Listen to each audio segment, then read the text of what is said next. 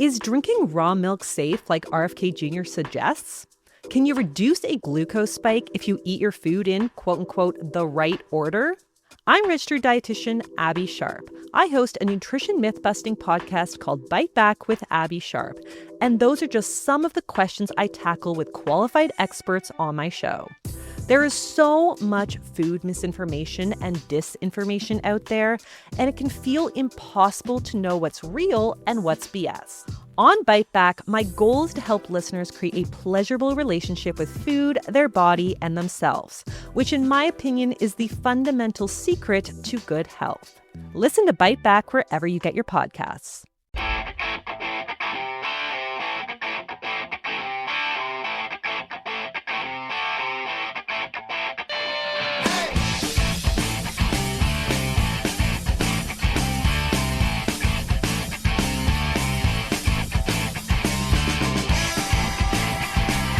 All right, a new report shows rising incomes and improved affordability in Halifax, and Halifax also crossed the 500,000 mark when it comes to population. Those are some of the highlights from the 2025 Halifax Index released this week by the Halifax Partnership.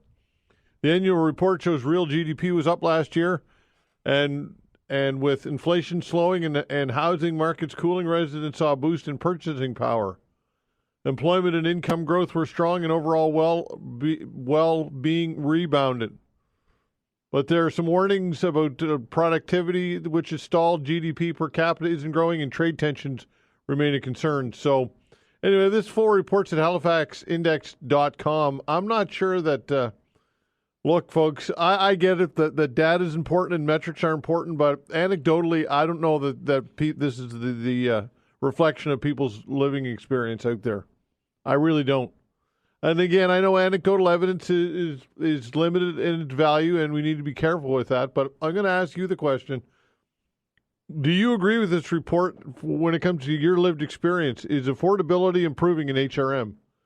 And I just can't imagine that for many of you out there, you've got more money and life's more affordable than it was 2 years ago, a year ago, 5 years ago, whatever.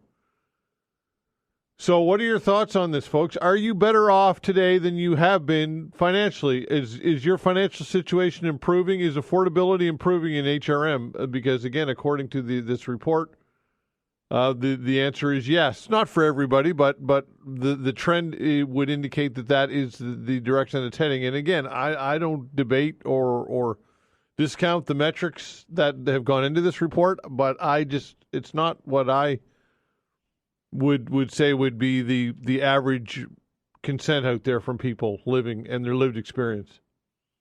And is population growth a good thing? And we talked about this earlier in the week as we the goals are to move to 1 million people in HRM in the next couple of decades. I'm not sure of the exact timeline. And we're over 500,000 now. Is that a good thing? Should we hit 1 million people? And do you have concerns the provincial government will have too much influence and control over HRM when it comes to these types of things? And this, of course, dovetails into comments that Sean Cleary made on the show yesterday, suggesting that the provincial government is working or will pass or will table legislation, and, of course, will pass it with a supermajority, to amend the Halifax Charter. And this, of course, would mean that, or part of that would be to beef up the mayor's power, giving strong mayor powers. Again, quite controversial comments Sean Cleary made yesterday. So these are some things that you can talk about when we open the phone lines as between 11 and 12 today. Also, this we didn't talk much about it yesterday because the Sean Cleary comments really kind of dominated it. But the Auditor General report on snow plowing to me was quite telling and quite sobering, and I want to get your take on this today as well. Unknown costs issued and mismanagement are detailed in a new report as key issues for the city's snow clearing teams. The municipality's Auditor General finds it describes how Halifax Regional Municipality does not have adequate monitoring, making it impossible to know the value of its winter service delivery. So, anyway, I'll share more of the information and the 13 recommendations the AG has tabled in this report. But one of the fundamental questions that I'm going to ask you to weigh in on. Do you have confidence in the way the city is managed? Bottom line, do you have confidence in the way that staff is managing the municipal affairs, including snow plowing, snow clearing? And does council do an adequate job at holding staff accountable? And if they don't, who will? Right? If HRM council is not holding staff accountable, then nobody will, right? Because the CEO answers to staff directly, or rather answers to council directly. And that's, from my knowledge, the only hiring and firing that council could ever do would be the CEO. And I don't know that council has ever hired or rather fired a CEO. I don't know that there's an annual review process or what goes on there. But again, do you have confidence in the way the city is managed? And does council do a good enough job holding staff accountable or no? And if they don't, then who will?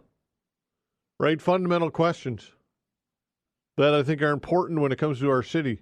So lots to talk about here when it comes to the municipality. And again, we will open the phone lines, as mentioned, between 11 and 12 today, and whatever else you've got in your mind. And we look forward to hearing from many of you. I'd like to thank Vanessa Vandeness on the other side of the glass at the control boards, doing a fine job as always. All right, joining me now is Sydney Bloom, community legal worker with Dow Legal Aid. Sydney, thanks for joining the show. Of course, thanks for having me. All right, so a release that you sent out this week, I'll read a bit of it. In March 2025, Dow Legal Aid submitted a Freedom of Information request for all emails between senior management at Service Nova Scotia and the Investment Property Owners Association of Nova Scotia, now known as the Rental Housing Providers of Nova Scotia. The released emails show that senior employees at Service Nova Scotia have sent up-to-date data from the Residential Tenancies Program to the aforementioned Investment Properties Owners Association of Nova Scotia. And what are your concerns with this? Well, our concerns are largely with who has access to data and who is getting access to legislative decision-making. Because when Dow Legal Aid and similar organizations, especially, and even elected government officials, have called for more data around residential tenancies, more transparency around what's happening at the tenancy program in Nova Scotia, we've been met with a lot of rhetoric around the availability of statistics, saying that it would be very complicated to produce these, that the information isn't readily available, that the systems aren't up to date in order to collect this. So then to see that they're being sent to these sort of landlord representative groups as far back as 2023, with data going back to 2019, it's pretty shocking, and it runs counter to the narrative that I think the program has been presenting publicly. Well, I think it inherently shows that there's a preference here in who the province wants to deal with or is willing to work with when it comes to these important issues. It's pretty evident. Absolutely. And these are priorities and the kind of tone that is coming from the minister's office and from our elected officials. Okay. What are some other takeaways from the data here that you'd like to share? Well, our main takeaway is that a lot of this data runs counter to some of the narratives that we've been hearing around the legislative decisions that have come through. And I'm mostly referring to those fall legislative amendments that sped up the timeline for evictions because of arrears and sort of narrowed or expanded the criteria, rather, for tenants who can be evicted on good behavior. And then when you look at the data that they're collecting, you can actually see that evictions because of rental arrears are down 25% since 2019. So a pretty dramatic reduction.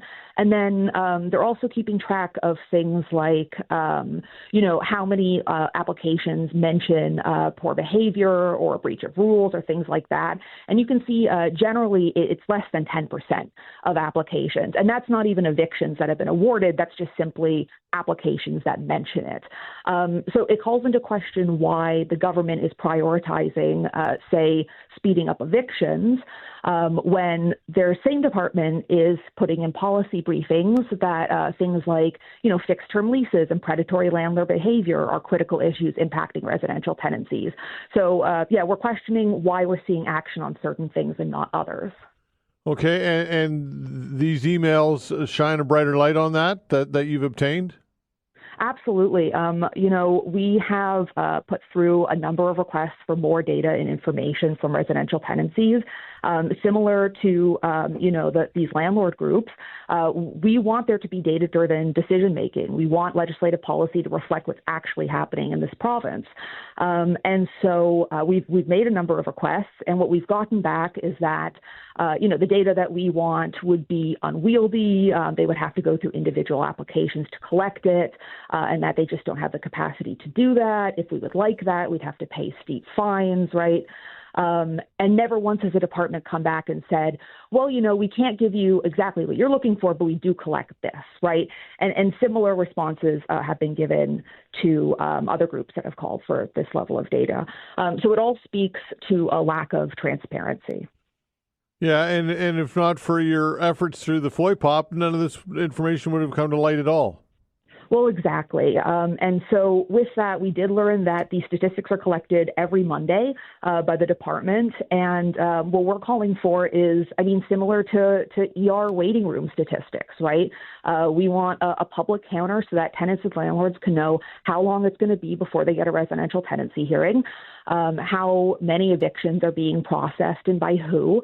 And just some more clarity around what is actually happening at that process, because I think at the end of the day, that's going to benefit everybody going through the system, whether you're a tenant or a landlord. So the Residential Tenancies Act, is it in need of an upgrade, do you think? Oh, absolutely. If you compare our Tenancy Act to other provinces, we're about a quarter of the length of the similar legislation in BC or Alberta or Ontario. And really, we haven't had a full-scale review of the Tenancy Act since, the 80s or 90s. So, yeah, there's definitely areas where, there's a lot of gray areas in this province where there aren't in others. And I think the residential tenancy program has done a great job of filling in gaps in recent years through regulation and policy and things like that. But there's certainly a lot more that we could do through legislation to beef up what we already have. All right. Do you feel as though that this current government is not motivated to address this? What are your thoughts? Well, I think they're motivated to address it from a certain perspective, yeah. And I don't think that's tenants, right? I don't feel there's a strong motivation to upend the current status quo. And unfortunately, what we're seeing is, the affordability situation just getting worse and worse for people who are renting. So that's part of why I think this kind of transparency around data is important, right? It keeps governments accountable to what is actually happening in the program. And gives us reason to question why certain groups are getting access, why certain groups seem to get their legislative proposals heard, and others don't. All right. So the justification for evictions and all of these things, the data does not back it up, is what you're telling me. Not necessarily. I don't want to go so far as to say that, but I think the severity of the problem around good behavior or damage to property or things like that, these are things that, at least with the statistics that we are seeing, don't seem to be as out of hand as some of the public narratives have made it seem. And I think, we welcome the department to come out and correct us. I think at the end of the day, we're basing these claims off of our interpretations of the data that we saw. And if the department has other data and wants to make that public, then that's exactly what we've been calling for. And we absolutely welcome, being told otherwise. At the end of the day, it's just about making sure that we have informed decisions, and our government is making informed decisions about the way that, rental housing is regulated in this province. Has the Investment Properties Owners Association, or whatever we're calling them now, the Rental Housing Providers of Nova Scotia, have they disseminated false information based on what you've gathered here at any point? Not based on what we've seen. We haven't been able to go through much of their data. One thing that is very interesting is, they've talked a lot about a report or a survey they did of their membership around fixed-term lease use by landlords. And they popularized statistics like, 60%, or I don't know these numbers off the top of my head, but, a large proportion would sell their homes if fixed-term leases were banned or use it for supportive housing. And what doesn't get highlighted as much is that 88% of their respondents said that they use fixed-term leases. And that was sent to the government. So, when government officials come out and say, well, we're not really aware of the scope of how fixed-term leases are being used, or we don't really have a clear idea of of how many landlords are actually using this and why. Narratives like that aren't necessarily true. Of course, the government hasn't gone out and surveyed every tenant and landlord in the province, but they have received information from landlord groups that do give some idea, at least into, who is responding to this survey and how they're using these leases. Okay, Sydney, listen, I appreciate your time. Thanks so much as always. Absolutely. Thank you very much. All right, take care. Sydney Bloom, community legal worker with Dow Legal Aid. Why have gas prices gone up recently, and will they continue to climb? We'll help address that question when we come back.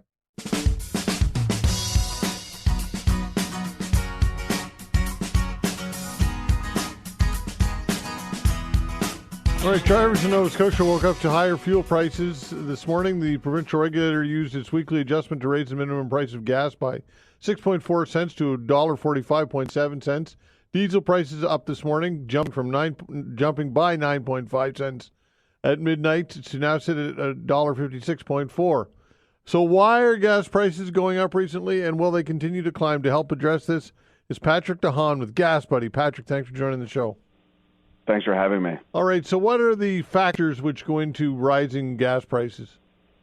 Well, a lot of what we're experiencing right now really has to do with the tensions in the Middle East, which had caused or have caused the price of oil to soar. Most notably, in mid-April, at the height of concerns over the U.S. trade policy and tariffs, oil prices fell to $58 a barrel. Now, that only lasted a day or two, but to make the comparison, oil, West Texas Intermediate crude oil today, $75.50 a barrel. So, we're counting on almost $20 a barrel increase. In fact, over the last 24 hours, we did briefly see WTI hit about 77. So a lot of the jump in gas prices now is tied to what is happening in the Middle East.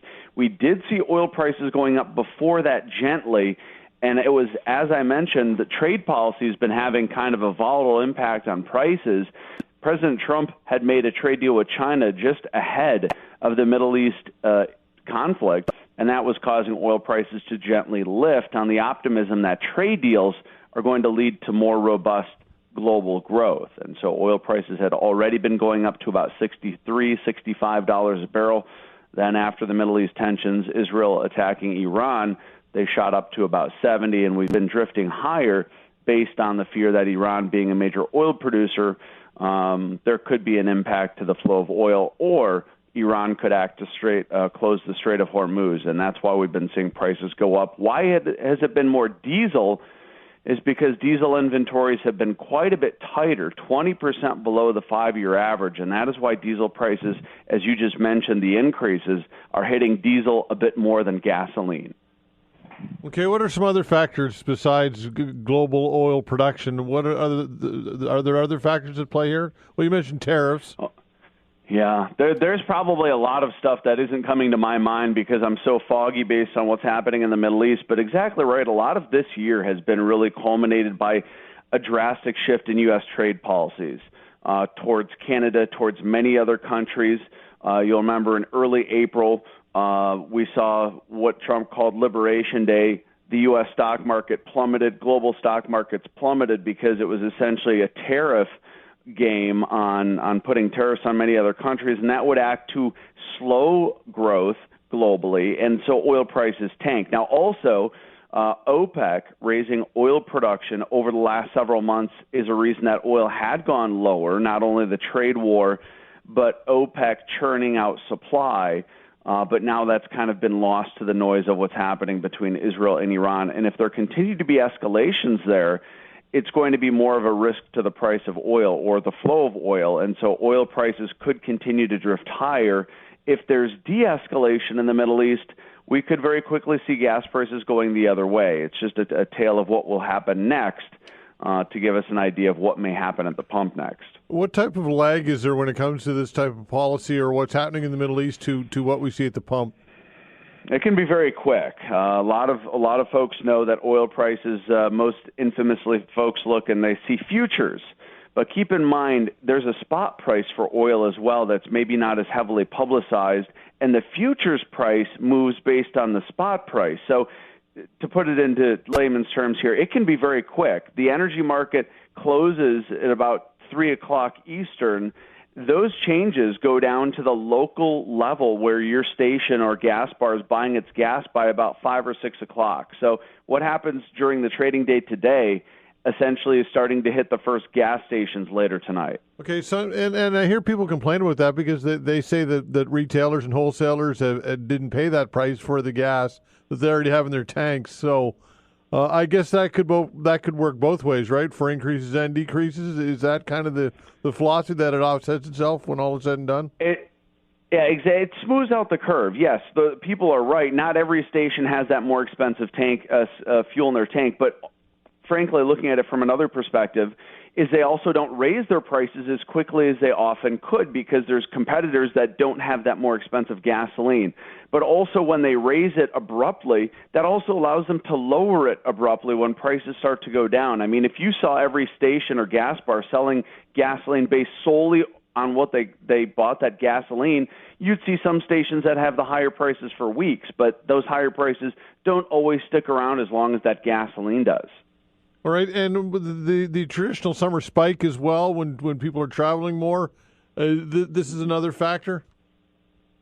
Well, it's really not. Traditionally, this time of year, gas prices are on a bit of cruise control.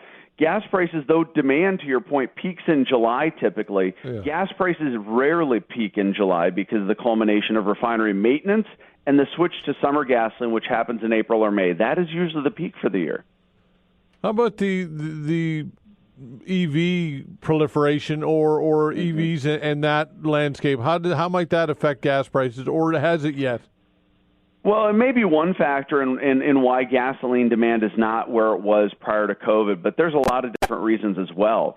And to your point, we've seen plenty of motorists interested in EVs, but the numbers are slipping in the amount of Americans and Canadians buying EVs. The other thing to think about is while EVs have certainly seen a robust growth, a lot of those in North America have also, auto manufacturers are no longer producing passenger vehicles or small vehicles. So there's been a shift towards larger, less fuel-efficient vehicles. That's almost offset, in a way, part of the amount of population making the switch to EVs.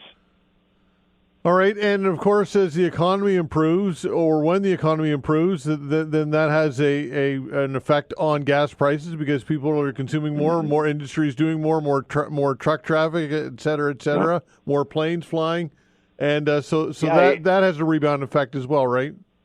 Yeah, exactly right. As goes the economy, as go gas prices and fuel prices altogether. Exactly right. If there's a strong economy, you're out there spending more, you're vacationing more, you're buying more, and all of that means more consumption of things like gasoline, diesel, and jet fuel.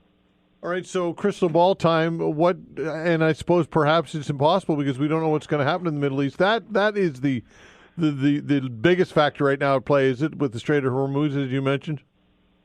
Yeah, absolutely. This is something that we're watching, and to your point, there's not much of a crystal ball. I would not expect prices, though, to drift much higher. I do not think that we're going to see anywhere near record-setting prices. I would be surprised if we see the Canadian national average over $1.50. It's at about 140.8 today. So I don't think we're going to go significantly higher than today. But I'm also hoping that things do not escalate to such a critical point in the Middle East. So it's very much eyes on the Middle East. If you see significant escalation, you're going to see significant escalation what you pay at the pump.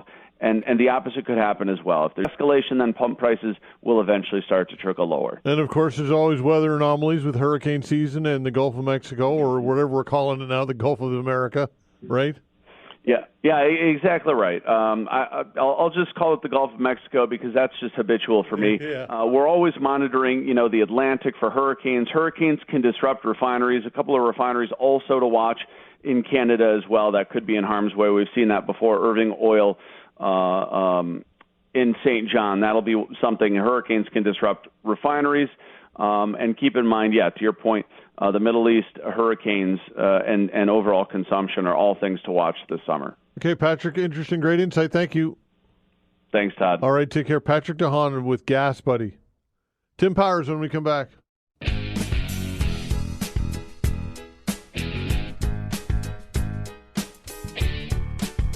All right, time to talk to Tim Powers, Summa Strategies, Abacus Data, friend of the show. Tim Powers, what's going on in your world these days? Well, I was going to tell you, which you'd appreciate. I think I've got a new team. I could be convinced to like the Panthers, Todd. You know I like my winners. Certainly won't be the Steelers. Your cast-off quarterback, cast off to them now. Wow. Every time you change teams, your credibility erodes a little more, Tim. I didn't say I was fully on board, but, I do like their style. I do like the way they beat people up, Todd. Yeah, there you go. Okay. All right. So let's talk a little bit about the G7, I suppose. It's not what's your takeaway from the G7, if there is any key takeaway from the meetings? Well, I love how now we assess global summits that involve the Americans when Donald Trump is president and whether he sulked or didn't sulk. Right. Yeah. So he didn't sulk at us, so I guess there's some success there. I guess the substantive thing for Canada is if this 30-day period to strike an arrangement for a new trade tariff package is real. And I do think, to be fair to Carney, that he managed a difficult set of circumstances in Alberta well, or what could have been a difficult set of circumstances in Alberta well. But does that have any impact on your pocketbook? Not right now. Yeah, but I think people were anticipating a deal. Perhaps, is that fair or unfair? Well, I think they were anticipating something more substantive. Yeah, whether it was a deal or an announcement on the pause of the tariffs that remain.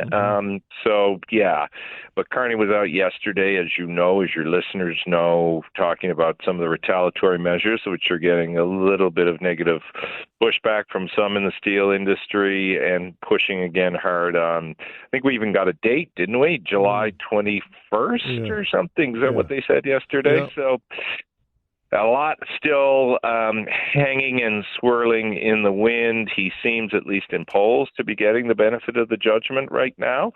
So that is where we are, I think. You think that Trump planned on all along bailing when he did, because perhaps not wanting to meet with Zelensky the next day? Oh, I bet he did. Yeah. I mean, big things to deal with. Every movie I've seen and every bit of history that I've read suggests and I've seen it here when they come to Ottawa, when the White House goes on the road, Donald Trump can easily manage the affairs of the United States and the globe because they bring everything with him, right? And anybody who needs to be nearby in the decision-making process, all of the technology. So, even though they were in the Rockies, they still had the ability to run global affairs. For sure. Okay, let's talk about Bill C-5, which is pretty controversial, I would say. For those who don't know about Bill C-5, give everybody an overview, if you will, please, in your succinct, cogent way that you do. Bill C-5. Here's the thing, I guess, that is most important about Bill C-5 is that the point of concern is that Bill C-5, as an opportunistic piece of legislation, would speed up the approval of major projects. It does that by putting the powers of approval in the hand of one potential cabinet minister. Now, he or she has the ability to reach out to others. The other concern around Bill C-5, because it's not spoken to in great detail, is what consultations look like. That has been a very particular concern of the Indigenous community and many in the ENGO community. Indigenous leaders have said, hey, if you don't properly consult, there's going to be problems. Mark Carney yesterday said that there will be proper consultation. So that is in a very quick moment what Bill C-5 is about. There is also the aspect in it of rolling up interprovincial trade barriers that the federal government is responsible for, so nobody seems to have an issue with that. Okay, so this to me would be something that would be more of a conservative type. And they're supporting it. Yeah, they're supporting it, and how could they not, right? Mm-hmm. All right. I mean, this is kind of the stuff Pierre Poilievre has said all along. We got to approve projects faster. We got to do this faster. So we can't really stand against the government with legislation that apparently could do that. Yeah, and quite a departure from the Justin Trudeau era of the Liberal government, right? I would say this type of bill. Todd, that's the understatement of understatements. Yeah, that's right. Well, look, where the Trudeau government was gained credibility was in the work it did with Indigenous communities and making sure that, look, they didn't go as far as they could have, should have, or maybe wanted to. But Indigenous communities always felt that when it came to development, that the Trudeau government would do the work and the effort needed to make sure consultation and awareness raising was done. So Justin Trudeau probably wouldn't be very happy with this piece of legislation. He has, I think Mark Carney has one Liberal MP at least, Nate Erskine-Smith from Toronto, who's saying slow down and let us properly review that. But yeah, Justin Trudeau is probably silently somewhere screaming or has masking tape over his mouth, so people can't hear the frustration. That's right. So Carney would suggest that he has a strong mandate and that Canadians elected this government to act, and this and he's doing so with this bill. Does he have social license with the minority government to act so boldly?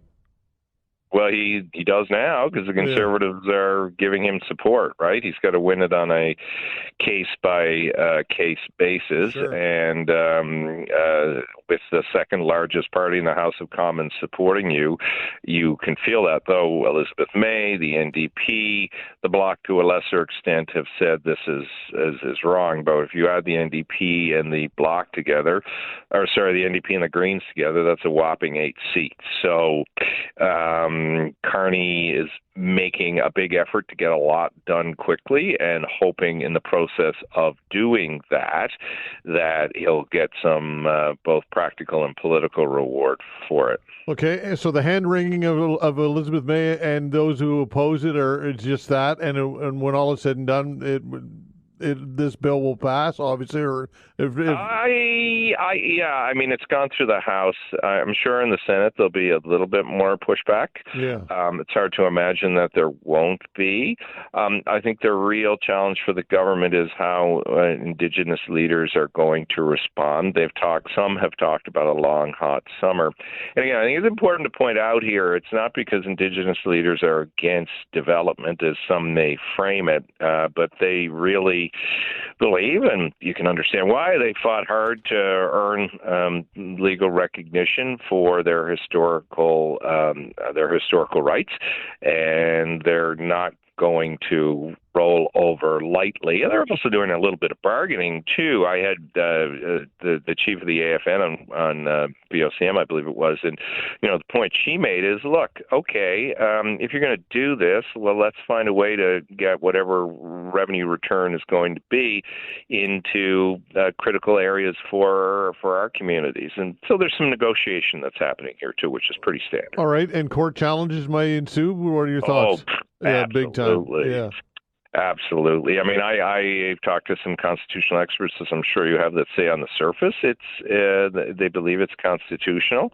But I'm sure on a case-by-case basis there will be challenges brought forward if people cannot come to agreements on how best to approach different developments. Okay, this story, reinstating key diplomats in Canada and India is a foundational step forward toward restoring the relationship between the two countries, Carney said this week. Carney still refused to say whether he raised the murder of Hardeep Singh Nijjar in the meeting with Indian Prime Minister Modi on the sidelines at the G7 in Alberta on Tuesday. So is Carney right here? Is it just the economic reality when you've got an economy the size of India and the potential there that you have to set this stuff aside and work with this government? What are your thoughts? I think yes, but there are people in the Sikh community who say no. You might ask Jagmeet Singh how he feels. Sure. I mean, as you know, revealed over the last week, threats that apparently connected allegedly to the government of India against him. But you can go back through bunches of groups of different prime ministers. When you and I first met, talking to Paul Martin, if you remember, India and China, we had to do business with them. Jean Chrétien had a similar view. Stephen Harper, more recently, has said, yeah, we've got to have normalized relations with India. So, Mark Carney has lots of space because there's a lot of people who recognize the economic opportunity with India and are trying to strike while they can. And China would be another jurisdiction that would be applicable, and now ever increasingly the United States, right? Yeah. I mean, not everybody can be your friends, and we have to accept also, I suspect, when it comes to nations like India and China and others, it hasn't just been in the last 4 or 5 years that they've allegedly immersed themselves in our affairs to shape outcomes they like.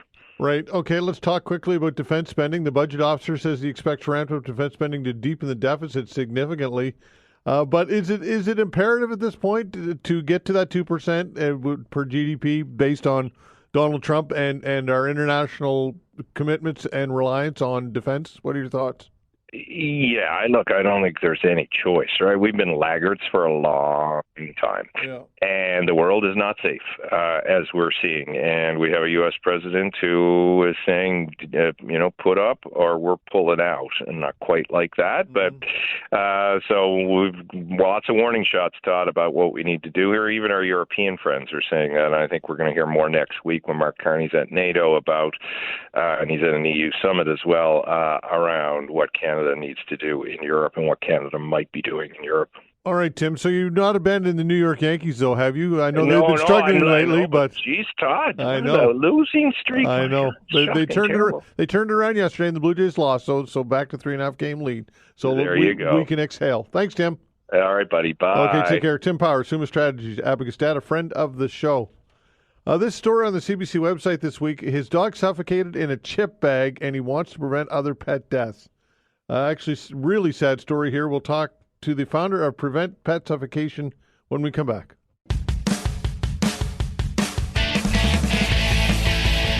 Well, I saw this story on the CBC website this week. The headline, his dog suffocated in a chip bag and he wants to prevent other pet deaths. Nova Scotian man wants to share or has shared his dog's story in the hopes it could save another pet's life.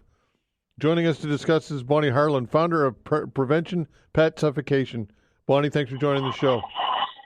Hi, Todd. Thanks for having me on. All right. So tell us about your story. What led you to create this group? Well, in December 2011, I came home from doing a few errands for the holidays. When I got home, my 50-pound rescue dog named Blue wasn't there to meet me at the door, which was, very unusual. It took me quite some time to find him in my house. I was starting to panic. I couldn't find him. And when I went back upstairs, I could see out of the corner of my eye, he was laying lifeless under a table with a Cheetos chip bag over his head. He was clearly, not breathing. It was shocking and devastating all at the same time. So I called my vet immediately, and he walked me through CPR. But it was too late for my dog. My vet actually came over to my house very, quickly. And he told me, I could have warned you about 100 things, but a chip bag would have not been on the list. And I was so upset. It was just so crushing to have this happen so unexpectedly. And I figured that if I didn't know about it, many other people probably had never heard of it either. So that's how I started Prevent Pet Suffocation, kind of in his memory, but to also educate the public on the suffocation risk our pets and wildlife face from food containers and food bags. And how much feedback do you get from people? So much. I can almost not always keep up with it. Yeah. It's kind of an international mission at this point, and I typically hear from 2 to 3 devastated pet owners a week who've lost their dog or cat to this. And, 99% of them have never heard of it until it happened to their pet. Okay, and so have you lobbied industry on this? Yes, absolutely. I have an online petition to Frito-Lay. It's several years old, to add warning labels to their chip bags. We've now reached 50,000 signatures, and hopefully we will be able to deliver that petition soon. I've definitely been in touch with Frito-Lay because they're the biggest manufacturer of, snack bags and chips and so forth. I find that chip bags are the biggest culprit for pet suffocation, but they're not the only one. There are several others: pet food bags, cereal bags, Ziploc bags, cheese bags, snack bags, etc. So, we want to basically let everybody know that all of these items can be a suffocation risk to your pet. With all the interviews I've done in the podcast and the articles and so forth, we reach a lot of different companies and media and so forth. And some small companies have made some changes. But yes, would I love warning labels on the chip bags? Yes, I would. And we're still working on that. Yeah, and look, it's everybody, just about everybody out there who has a pet has countless times discarded chip bags in the garbage, and sometimes with the crumbs in the bottom of the bag or whatever. And how often do dogs get into garbage? Quite a bit, right? So this is I don't want to fearmonger here, but this is something that everybody can be cognizant of. And what do you recommend, I guess, for people here? Well, I'll tell you that, but I also want to say it's not just in the trash that these animals get these food bags. Oftentimes they're in a bedroom, on a side table, Sure. They're on a coffee table, They're in a car, etc. So, but primarily, yes, they get them in the kitchen or out of a trash bag. So the good news is you can take a lot of steps to prevent pet suffocation, but let me explain how it happens. So if you have a chip bag, a lot of them are lined with this shiny mylar material. It keeps the chips and snacks fresher, but it also poses a big suffocation risk. So as the dog puts his head into the bag to get some crumbs or whatever, the bag will start to create a vacuum-like seal around his neck. The more the dog tries to breathe, the harder the seal gets. It eventually cuts off the oxygen in about 3 to 5 minutes. And the dogs oftentimes lose their bowels. So if you think about it, you have a bag over their head, they can't see, they're anxious, they don't know what's going on, and they can't breathe. Yeah. So it's a very, troubling situation. And when I found my dog, he had gone from the kitchen all around my den, knocking things over, went upstairs, knocked some lamps over until he finally collapsed under a table, and he did lose his bowels as well. So, it's a very anxiety-producing, scary event for these pets. Now, what you can do are some really simple things. It's not complicated. It just takes some vigilance. So we tell everyone to keep all your chip bags, snack bags, your food bags safely stored away from your pet. We recommend you tear or cut them all up after using them and dispose of them properly. Put your lids back on jars and containers when disposing of them. And store these snacks in reusable containers, or glass containers. We say serve your chips and snacks when you're eating or having company over in glass bowls or containers instead of a food bag. Keep your trash can lid tightly fastened, locked, or even behind a cabinet. Always keep your pantry door closed. If you do store food bags in your pantry, keep them very high up on the shelf. And we recommend do not put things on top of your counters, your refrigerator, your appliances, because if a dog can't get up there, which a lot of them can, a cat can surely get up there. We don't recommend you give your cats or pets plastic bags to play in. And I advise crating your pets when you're away. My dog was not crated at the time. If he had been, he wouldn't have gotten into that chip bag that I had no idea was a problem.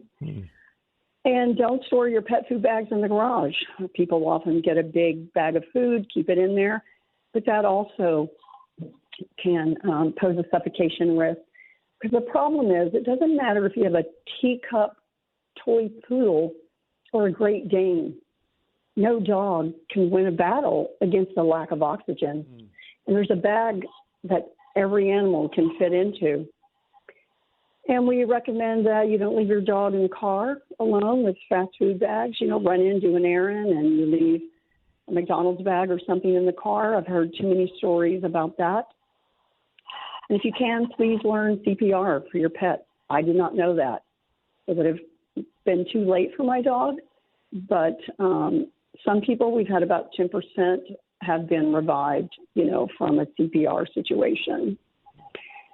And we're not only protecting our pets, but we're protecting the stray dogs, the feral cats, and all the wildlife. Right. Bonnie, if people want to know more about all this, they can check you out online, right? Yes, preventpetsuffocation.com. We're on all social media sites. We're a small nonprofit, and we're doing our best to spread this mission and help everyone keep their pets safe. Okay, Bonnie, thanks for doing this. We appreciate it. Thank you so much. Okay. Thank you, Todd. All right, take care. Bonnie Harlan, founder of Prevent Pet Suffocation. All right, we've got an open hour, folks. What is on your mind today? The way to reach us is 902-405-6000. Again, 902-405-6000. Your calls when we come back.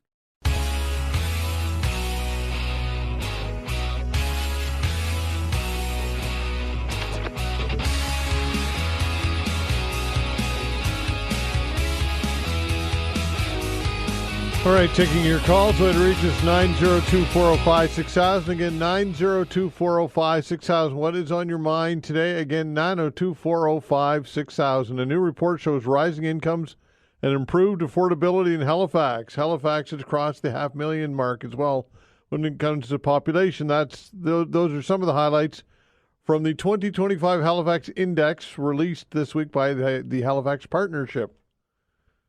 So what are your thoughts on this, folks? I believe in empirical data. I think it's important that we balance conversations with empirical data.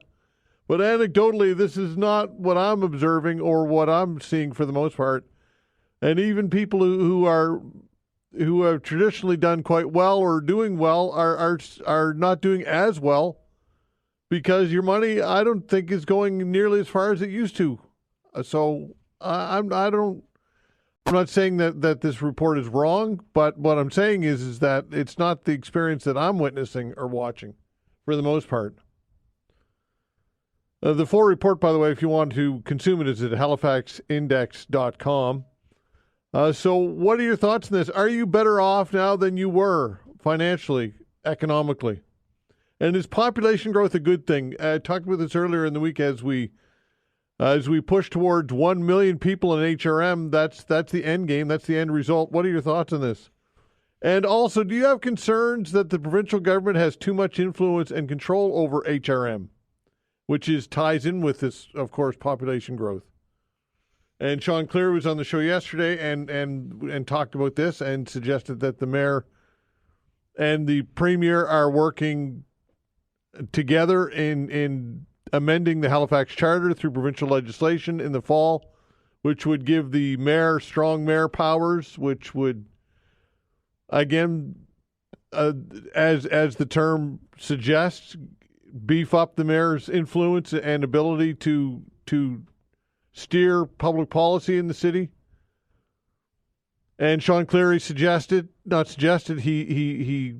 basically accused the premier and Andy Fillmore of working together in this to this end, and that the province and Tim Houston would then use the municipality's mayor as a mouthpiece and as a proxy, if you will, to do the province's bidding. So what are your thoughts on this or anything else you have in your mind? Again, 902-405-6000. Again, 902-405-6000. Also, a story that I wanted to reference, and then we'll go right to the phones. Unknown cost issues and mismanagement are detailed in a new report as key issues for the city's snow clearing teams, the municipality's Auditor General finds. It describes how HRM does not have adequate monitoring, makes it impossible to know the value of its winter service delivery. Public Works does not assess performance against regional council approved winter operation standards. Instead, it relies on informal monitoring with limited useful information needed, the report at reads. And this lack of monitoring is for both contracted services and in-house workers. Also, on top of that, the AG says there were complaints from the public on snow clearing services and related damage that were not tracked or tracked to resolution. Often the reports are assigned to senior staff without follow-up, meaning there's no way to track performance trends. So, again, a troubling report, folks. And do you have confidence, this speaks to the larger issue, in the way the city is being managed? Because based on this, I would say that you should have definite cause for concern. I mean, snow clearing is a massive expenditure. And if this file is being mismanaged, what's that say? Do you think this is the only file that's being mismanaged? I would say that would be impossible. I would say this is probably indicative of everything pretty much across the board. And does council do a good enough job holding staff accountable? And I would say that obviously not. And if they don't, who will? We elect council to govern. And I would think part of that governance would be holding staff accountable through the CAO. Do they do that? 902-405-6000. That's the way to reach us. Again, 902-405-6000. Give us a call. Let's kick it off with Gloria. Hello, Gloria. You want to talk about the AG report? I want to talk about that, Todd. You know, management does not know the cost of in-house winter operations. Todd, I said it before, and I'll say it again. We need an external audit of every department in HRM, done by an outside firm with no ties to anybody who works there. We need to look at every single department. And you think the Auditor General found issues with this one? I bet that you will find issues with every single department. And taxpayers, we hear the councillors saying, we go through every department at budget time, we talk to them, we check it all. Yeah, we can see how much you're checking and how much is being done. When Jacques Dubé was there, I felt that guy was in over his head, not a good CAO. But when Cathy O'Toole came along, Cathy worked with HRM, then went to the water and back. I expected different things, and I'm disappointed because somebody has to be on top of this. Somebody has to be responsible. And if this was a private enterprise, people would be gone. Yeah. You know, this management who gets these reports and then doesn't follow through on them, and that's okay for taxpayers. And the other person that I wonder about, where's Patrick Sullivan in all of this? He's the chamber guy who's supposed to be looking out for small business. Does he not have any concerns? I never hear him on there. Well, Patrick Sullivan wouldn't have any authority, or certainly over the municipality. No, but he could certainly come out and comment on it. Yeah, he could, and perhaps we should reach out to him because obviously people are tired of hearing me. They're probably saying, "Why doesn't that old dame get in her rocking chair and shut up?" But somebody has to speak up, Todd, and everything you said about this is so true. They don't listen to the comments from the residents and the damage that's done. They're so long getting that repaired. It's disgusting. And just think if we didn't have the Auditor General to point these things out. So I'm calling for an external audit on every department in HRM. Well, every one of them. That would be council that would have to implement that, would it not? Yeah, I know it would. It wouldn't be me. Yeah, and I don't. If I was there, and I was the one who. And yeah, go ahead, Gloria, I just don't anticipate any member of council would table that. I really don't table a bylaw or whatever it would be in order to make that happen. Well, I think the mayor should table it. Yeah, sure, but it probably, I think the mayor should table it. But it probably wouldn't pass, right? That's the challenge. Well, then shame on them. And the most people, I would say, Todd, a large percentage of taxpayers, after hearing this report, and if they go back and read other reports, they would agree.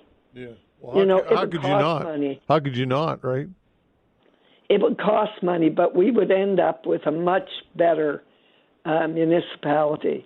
When I was in assessment, I was director of Halifax City. The province did an audit on every assessment department, and I welcomed it.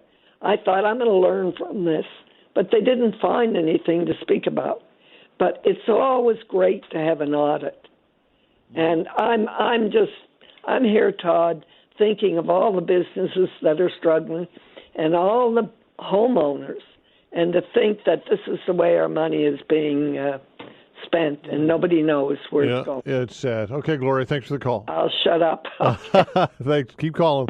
Take care. 902-456-6000. Jim, hello. Hey, Todd, how are you? I'm well, you?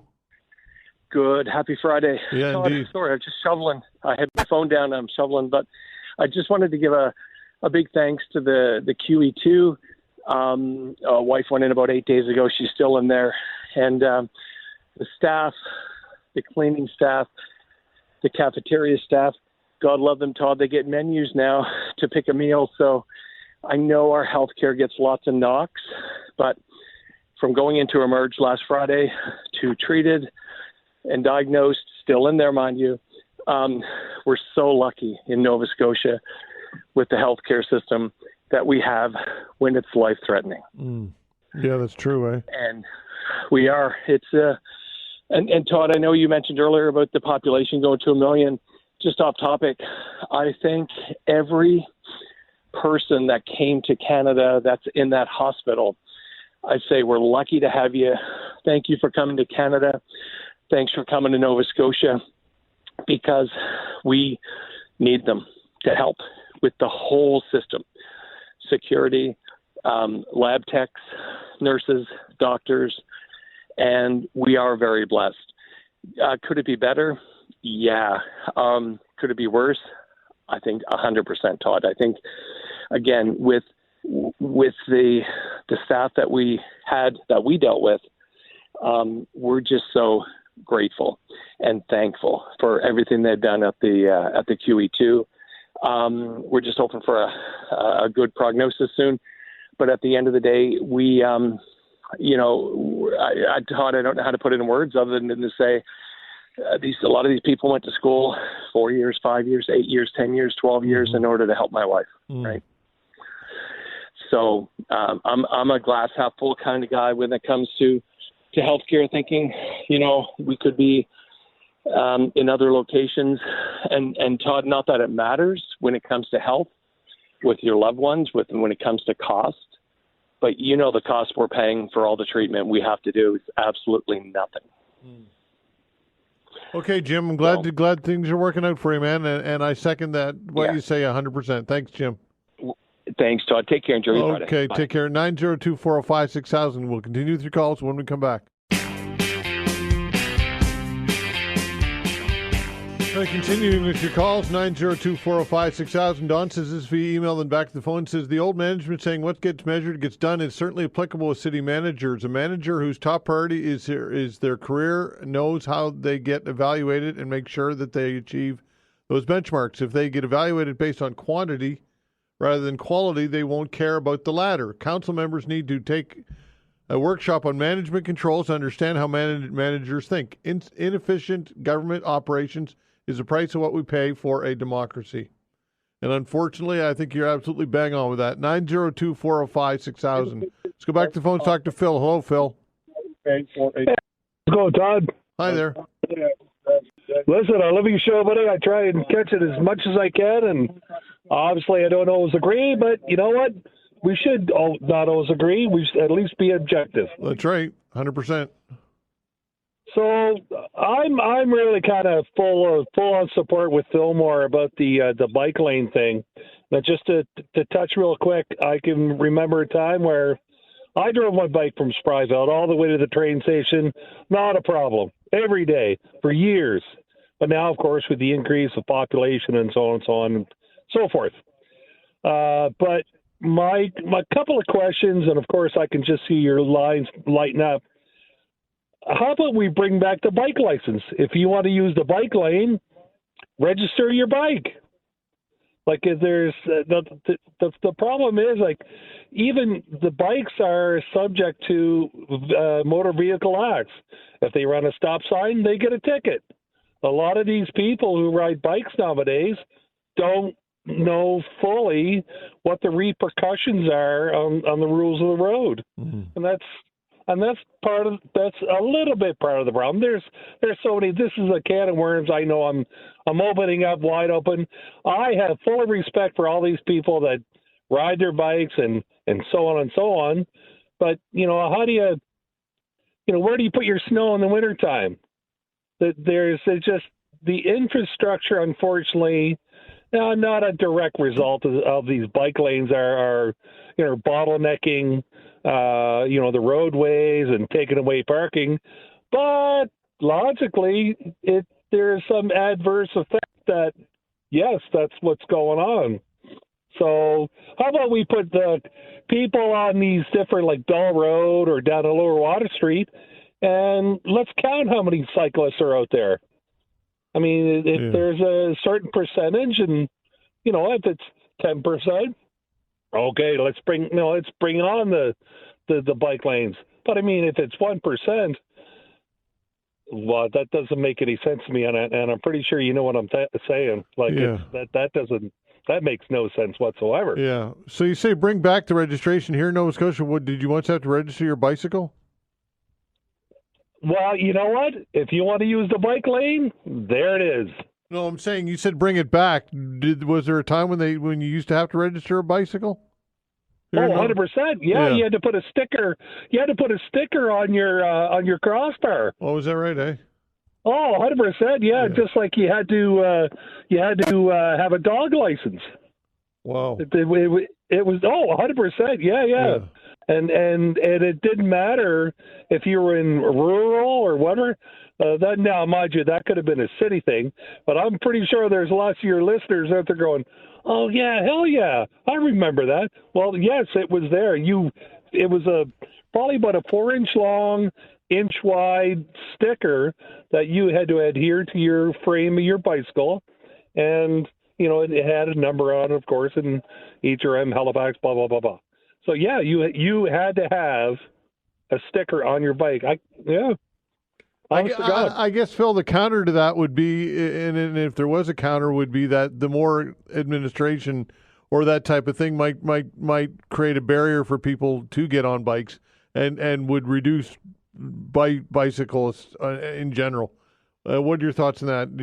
Any concerns there? Well, no, because now we have everything. Everything's online. Then make and as I said, you needed to register. So back then you actually had to pay a fee. Okay, well then how about we minimize the fee, take that fee, and I know you got to pay administrative and so on and so on, but of course the advent of internet, boom, it's done online. I don't think that's a taxing question for people I really don't believe that would stop people from riding their bike, none whatsoever. Right. Like, people are going to ride their bike no matter what. Yeah, for sure. Okay. Or even just the same thing with the helmet. That was technically part of the problem, that you could get a ticket for not wearing a helmet. Right. So all of these things are that people. It's funny that we're not looking at the whole picture. We're just looking at the very minuscule picture. I mean, how do you charge people in rural a ditch tax and there's no ditches? Yeah, there you go. Okay, Phil, thanks for the call. Hey, appreciate it. Take care, man. 902-405-6000. David, hello. Hi, Todd. Yeah, I just want to talk about the Nova Scotia Power data breach, but also a scam that's going around that I think is a result of it. So first, the scam. Basically, they send you an email saying we have access to your device and your cameras and all that stuff, and we've been recording you and have some compromising footage that we'll send out to all your contacts unless you send us $1,800. Mm-hmm. And then the proof of that is that your email is shown as sent from your account. But the thing is, it's not actually. They don't have access to your, your Hotmail, your Microsoft account, whatever it is. Basically, they just have a program that changes the sender line of the email to whatever email you want. So you could put redfraggle@fragglerock.com if you wanted. It would show up as that. So yeah, don't take any of that to heart. But yeah, I'm pretty sure it's a result that they got the email list from the dark web as a result of the data breach. But yeah, I guess I just kind of curious to see what you've heard about this Nova Scotia Power breach, where we're at. Are any of the government agencies following up? I just reread that letter that they sent out, and they say, "Oh no, we gave you TransUnion." But then you go over to the further information page, and it also recommends you to sign up with Equifax, basically to get a copy of your credit report, because Equifax will have access to information that TransUnion doesn't have. And they also ask you to put an alert monitor type thing on your with Equifax as well, so if anybody sort of tries to open a new account that's reported to Equifax and not TransUnion, that way he'll be notified about it. So I mean, yeah, like, the protection that they gave you as a result of their data breach is basically half the actual protection you need for your credit rating report. And yeah, so that's really not sufficient. And I mean, is that going to be the end of it or what? Yeah, well, I don't have any more answers other than you already have, and I would bet that's going to be the end of it. Yeah, I would say that Nova Scotia Power isn't going to do anything else. Why would they, right?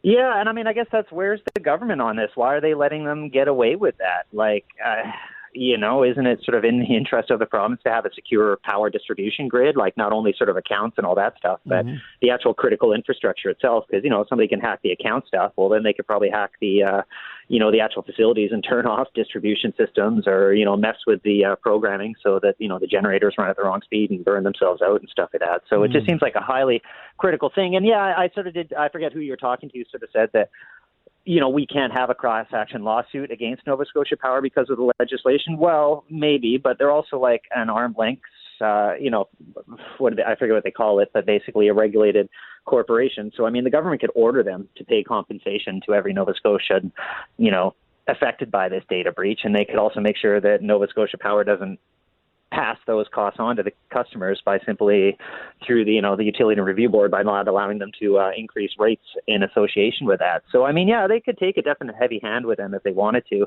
and but it's just seems like there's no further investigation, nothing left to come out. Like, I know federally the privacy watchdog was maybe going to look into that, so possibly in a period of time we'll get more, but it just really seems insufficient. And I mean, what message does that send to hackers? Like, basically, you can do this thing with absolute impunity and nothing's ever going to come of it. Yeah. Okay, David, thanks for the call, pal. Yeah, thanks. Okay, bud, take care. 902-405-6000. We'll continue with your calls when we come back.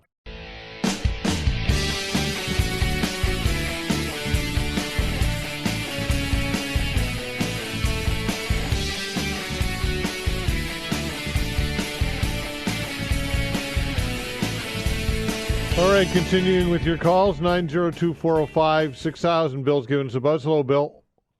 How you doing, Todd? I'm well, you? Pretty good. I was going to keep quiet today, but I got a call from a friend of mine. He usually gives me a call every day around 10 o'clock or so to keep me up to date in the latest news or get the latest news from me. It's just automatic. So well, first of all, start off with Gloria McCluskey. We're so thankful. Gloria McCluskey, former mayor, alderman, worked in the assessment of the whole thing, keeping us all up to date. Nobody else, I don't think, could do that the way she's doing with the city of Halifax and the city of Dartmouth. So a big thank you to her to keep it up, because we need you. Okay, so the next one we got is sounds like you got your landline going in the background. Is that what's going on, Bill? I thought that thing shut off. Yeah. Where are we at here? What's wrong? I don't know. Get to be gone a minute. Okay, go on. Okay. All right, Todd, what I called about today was kind of different. I guess a big question I want to ask is, are we overfishing? Are we due for another one of these clampdowns because there's not enough fish out there and so on? And the reason I say that, something kind of unusual from my friend there, is he's got a little pad down there. Don Marks is his name, an old Navy guy. And he's got a little pad down the Ship Harbor Way. Now, he's got everything there that we could dream of. A little pond for the fish, the deer come to meet him, the whole thing. But he got something unusual yesterday, which kind of triggered me to see who else might have experienced it. He's got a garden there, hoping to have some fresh vegetables and so on. Guess who raided his garden? Who? Seals. Oh, yeah. Seals crawled out of the water, up over the bank, up there, cleaning up his garden. Food that he was hoping to have. I mean, this is something really different. This is a signal, I think, to say that the fish aren't out there for the seals to get anymore, like they were. So I just thought I'd bring that maybe somebody else has experienced this, or it's a signal to say let's slow down on overfishing. What do you think? Well, I don't know, Bill. I don't know that would be the deciding factor. That I'm not sure. That's odd that happened, but I don't know. I don't have anything to add, Bill. To be honest with you. Can't you catch a picture of them crawling up over the bank, getting to the garden? You said seals, right? Yeah. I thought you said seagulls at first. Okay, well that's seals. Big seals. Yeah, I get it. Well, that's interesting. Sounds like they're running out, but there's your little thought for the day. Okay, bud. Take care. Thanks, Bill. Take care. Thank you. All right, 902-405-6000. Fran, hello, Fran. Oh, hi. Hi there. How you doing? Question for you. Just wondering if you guys had any reports. So my kids go to school, and they have the lunch program. Mm-hmm. So over the year, which should be a good program, the staff have been complaining about the amount of food not being eaten and what's been thrown out. So basically, they're looking at it. About 60 to 80% of the food every day is the kids won't eat it. It doesn't even look presentable. A lot of it. So I had gone to one of the facilities that prepared the food months ago and asked them, just made them aware of some of the issues. They said they would make some changes, and one was like the food was coming in very cold, so they're going to buy these hot boxes. So as the school year continued, the complaints didn't get any better. So I went to the facility the other day, and they mentioned to me that, they're looking at making some changes for next year. But now a whole year has gone by. A lot of this food has gone to waste, and not only that, all the plastic containers in the garbage. And they don't seem to have anybody I don't know, this is only one school I'm talking about, but I mean, this is a $16 or $18 million program, right? And then just wondering if anybody's been on there talking about that, or the government, what they're doing, or are they monitoring it? I mean, this is a completely whole school year gone by with, all this food in the garbage. Yeah. It's but no real that this school sees, right? That no real changes, or people approaching them to see how it's going or making changes. So. Yeah. I haven't really done a lot of follow up on the school lunch program. To be honest with you, I don't know much about it. But that's a shame if what you say is true, that there's a lot of waste. That's too bad. It is, yeah. Just interesting to have someone, and then they said they're making changes, but now the school year is coming to an end. So this is going to repeat, next year. But anyway, just interested to have someone on from the province just to talk about that, to see maybe what they have or what they're doing to improve on it. Okay, Fran, thanks for the call. Thank you. All right, take care. 902-405-6000. Jeff, hello. Hi, Todd. How are you? I'm well. You?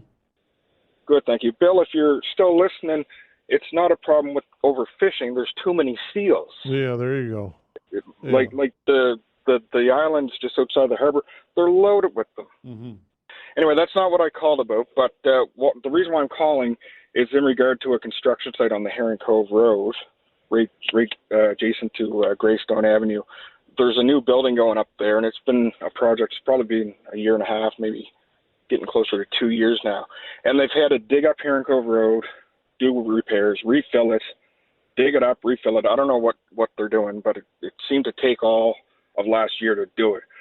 So most recently they've paved over it, which is a great improvement over the crushed gravel, because with the rain and the traffic, it was all potholes and really bad.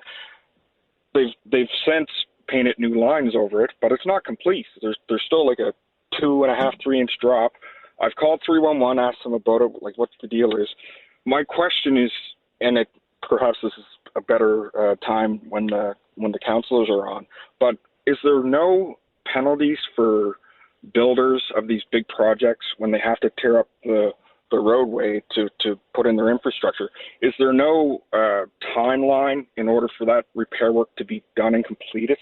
To me, it's like, there's no incentive for the builder or the contractor to spend his money on repairing the road right away. So he can drag it out as long as he likes and keep his money in his account and keeps building interest on the money that he hasn't spent on repairing the roadway. Meanwhile, the residents that have to go over top of that construction site day in, day out, the wear and tear on their cars, and more than anything, it's just inconvenient and annoying. I think the city needs to put in place something that if you're going to tear up our roadway to put in infrastructure, no problem, go ahead and do it.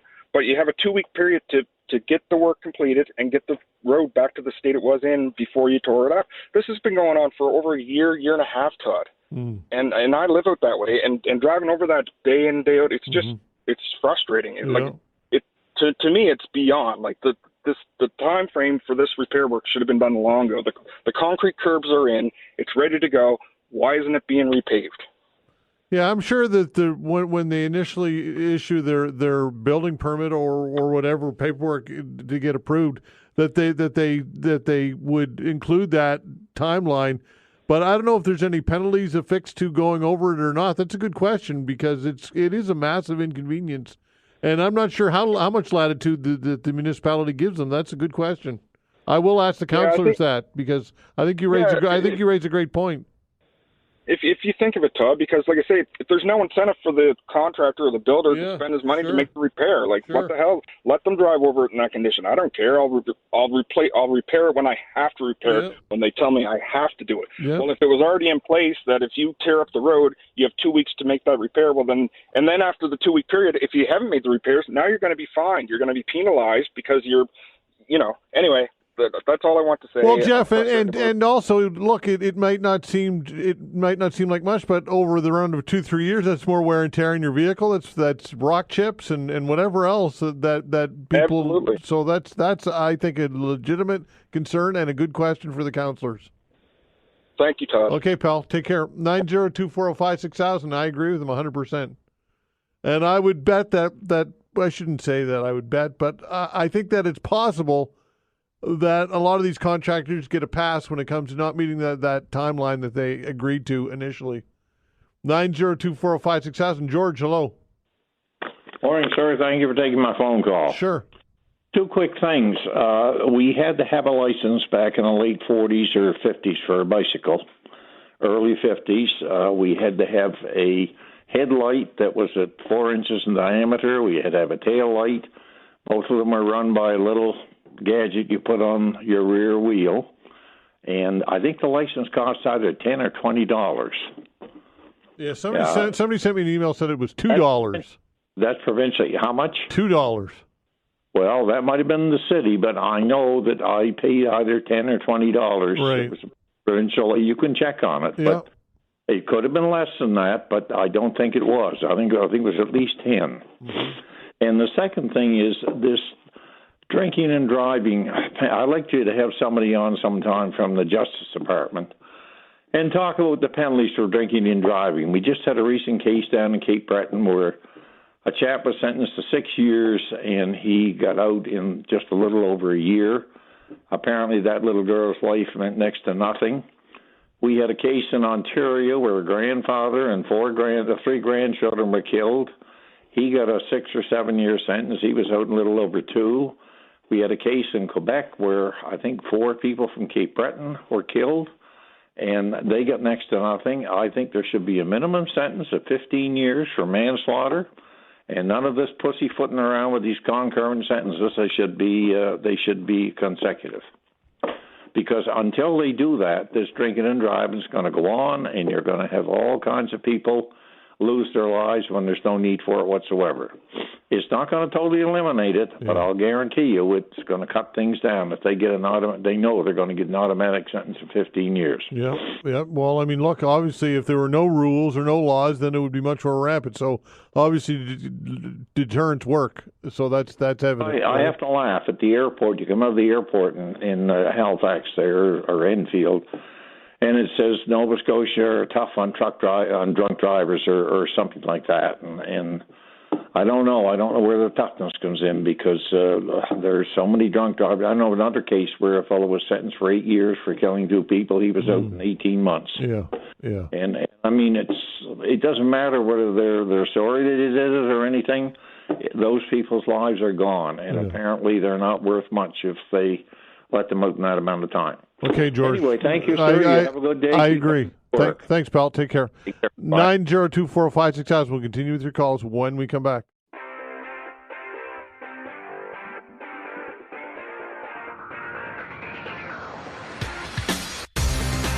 All right, continuing with your calls, 902-405-6000. That's the way to reach us. Again, 902-405-6000. David, hello.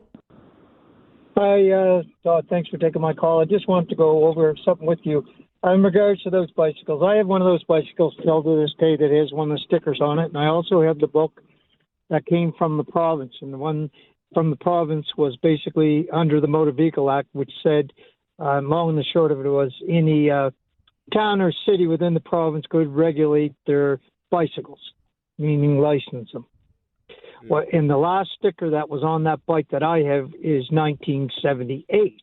And I think it was $2, but I don't think it says in that Motor Vehicle Act thing that it was. Now, fast forwarding a little bit when they got rid of them, and if you recall here in Halifax, we used to have these things, I don't know if they're around anymore, they're called rickshaws, you know, they were like... Yeah, I know what you mean. They cart them around? Yeah. Okay, now they were also licensed, and I think were allowed to by the city under the Motor Vehicle Act. But anyway, there was an incident down at the not the Haltern, but down where the cruise ships come in. Somebody got dumped out of one of them, smashed her teeth on the railroad tracks down there, sued the city, sued the rickshaw owner, the rickshaw driver who was renting it, and the port down there and all this foolishness. Eventually, they came up with they had to have insurance on them. I think that's why these bicycles are not licensed here now, is because there's chance of being sued by somebody because they are not made to have insurance. Yeah, well, So I mean, there's liability is a real issue, right? If bicycles or any vehicle, scooters, whatever, are going to be amongst traffic, and we know that they are, then my goodness gracious, liability's got to be. If somebody runs into your car and scratches it up or is at fault because of an accident, which could happen, a bike could dart in front of you. And look, I don't mean to villainize bicyclists. That's not where I'm going with this at all. But if you're going to share the roadway, there should be liability. I shouldn't say you should, but I think there's an argument to be made that they should be held liable in some way. Well, the Motor Vehicle Act, it says share the road, so you should be sharing the responsibility, which is having insurance. Because right now, if you have an accident with a bicycle, that's between you and the bicycle and your insurance company and the bicycle. And if you really think your insurance company's got your back on that one, I don't really think they would. Yeah. That would be an independent probably thing that you'd have to go through small claims court, and basically good luck with getting your money. Well, here's the scenario, David. If a bicycle darted out in front of you and you had to veer in order to avoid the bike, which you should obviously do, and you ended up getting in an accident with another car because of it, or hitting a pole or something, and you did damage to your the only person that's going to be held accountable financially is you, because you're the one with the insurance. Exactly. Yeah. So it's kind of. But I really do think that it's time. And the reason why I think it's time more than ever is you have all these electrical ones going around now. You have, whippersnipper motors on bicycles. Just chainsaw motors on them and flying down the road. And just, it's time really that they did have some liability and held responsible for their actions. Okay, David, thanks for the call. No, I want to make one more comment. When you went down to get those bicycles licensed, right, the guy would come out and he would go over your bicycle. You had to have, like the gentleman said earlier, and you had to have a chain guard on there. And you also had to get on your bicycle and be able to touch your toes or feet or something down on the ground, or the bike was too big for you. Had to do your hand signals and all this stuff. Yeah. That's what you had to do, David. David, I really don't anticipate that ever coming back. I really don't. No, neither do I. Yeah. Okay, No. Thanks, David. Okay, right on. All right, take care. 902-405-6000. Randy, hello. Hey, Todd. Hi there. I just called about the Sean Clary call the other day. Something struck me kind of funny, and he was talking about the mayor and the premier kind of colluding or have some kind of backroom thing. But if Sean Cleary has a source in the provincial government sharing info with him, would that not be a breach of confidence or somebody in provincial government sharing potential confidential information with a city councillor? Well, potentially, yes, but hence why he wouldn't betray the trust, right? Yeah, but he accused the mayor of colluding with the premier. He did, and yeah. having influence placed on him by the premier. Yeah. What's the difference with a provincial staff or a civil servant colluding with and passing provincial information on to an HRM councillor? Like, he has no right to that information. Somebody shouldn't be leaking the premier's or the government's information to any citizen, even if they are part of a municipal government. In my opinion, I think that he's doing actually worse. At least if the premier and the mayor are getting together to, collaborate, which I would expect nothing less. Really, at those two levels in this province, I think that his situation is worse because somebody secretly is giving him information. Okay, interesting take, Randy. Thanks for the call. Appreciate it. No worries. All right, take care. Paul, hello. Hi, how you doing? I'm well, you? Great. First-time caller. Great, thank you. Wonderful. Some comments last week from the mayor. They wanted to put a pause on the bicycle lanes, and I kind of laughed at that when I looked at the issue, and I'm pretty sure there's only one lane going in and going out of the peninsula. Roby narrows down to one lane in some areas, and if you got to turn onto the bridge, you're backed away up onto that. And it was just kind of amusing to hear that they don't clean in that the roads are not built for the population of this city. No, absolutely. Absolutely they are not. And then another point, there was a couple of years ago, there was a comment that it said it would take around 3 days to evacuate the peninsula. And that will be at the peak of the day with all the university students and so forth. So 3 days to evacuate the peninsula, one car at a time. Yeah, I heard that. I remember that story. That was troubling for sure.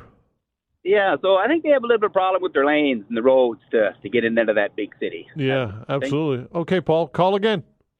I will, thanks. All right, take care, pal. Donnie, hello. Hi, Donnie. First name caller. Hi there. Yeah, I just want to talk about that report from the Auditor General. So I find a lot of times they blame the Chief Administrative Officer, the CAO, for a lot of these problems. But public service has directors that are in charge directly for operations in the snow area. That director makes $167,000 on the Sunshine List when I did my research today. That's a lot of money. There was so much instances where the snow operation was not done effectively. We're hard working taxpayers in this country. We pay so much money into the system to get back nothing for it. The Auditor General report, you can see there is no accountability for these directors and superintendents in HRM. Okay. We're out of time. We're out of time. Gotta let you go. Thanks for the call, everybody. We appreciate it very much, and we'll open the phone lines again Monday. By the way, of course, we'll have our counselors on Monday. Let me have a quick sneak peek. Who do we have on? John Young and Patty Cuttle will join us on Monday for counselors on the hot seat. So we'll I'm sure be talking about a lot of these same issues with the counselors and taking your calls again. Let's see. Hundreds of experts issue open letter on economic benefits of the public health care system. We'll get into this when we come back. Hundreds of experts issued an open letter on economic benefits of public health care. Joining me to talk about all of this is Jim Stanford, economist and director, Center for Future Work in Vancouver. Jim, thanks for joining the show. We appreciate your time. Thank you for having me, Todd. All right, so tell us about, first of all, the letter. Who initiated this? Me and 4 other economists and health policy folk sponsored the letter, and then we got 275 economists and policy experts to sign it. We were thinking, Todd, at this moment we're pondering, where does Canada's economy go in the wake of Trump's tariffs and all that? And naturally, we want to support our export industries and develop other export markets. But we can't forget the part of the economy, the big part of our economy that's right here in Canada, the domestic side of it. And healthcare is a big part of it. So investing in healthcare and all the jobs that it creates and the GDP that it creates has to be part of our strategy going forward. So that's why we came up with this letter. Okay, is there some concern that it won't be part of our strategy moving forward? Yeah, well, I think that there's a kind of a natural tendency, when we're dealing with Donald Trump and all his erratic actions, to think, okay, let's think about our export industries. Let's think about forestry. Let's think about fishing. Let's think about mining. Let's think about manufacturing.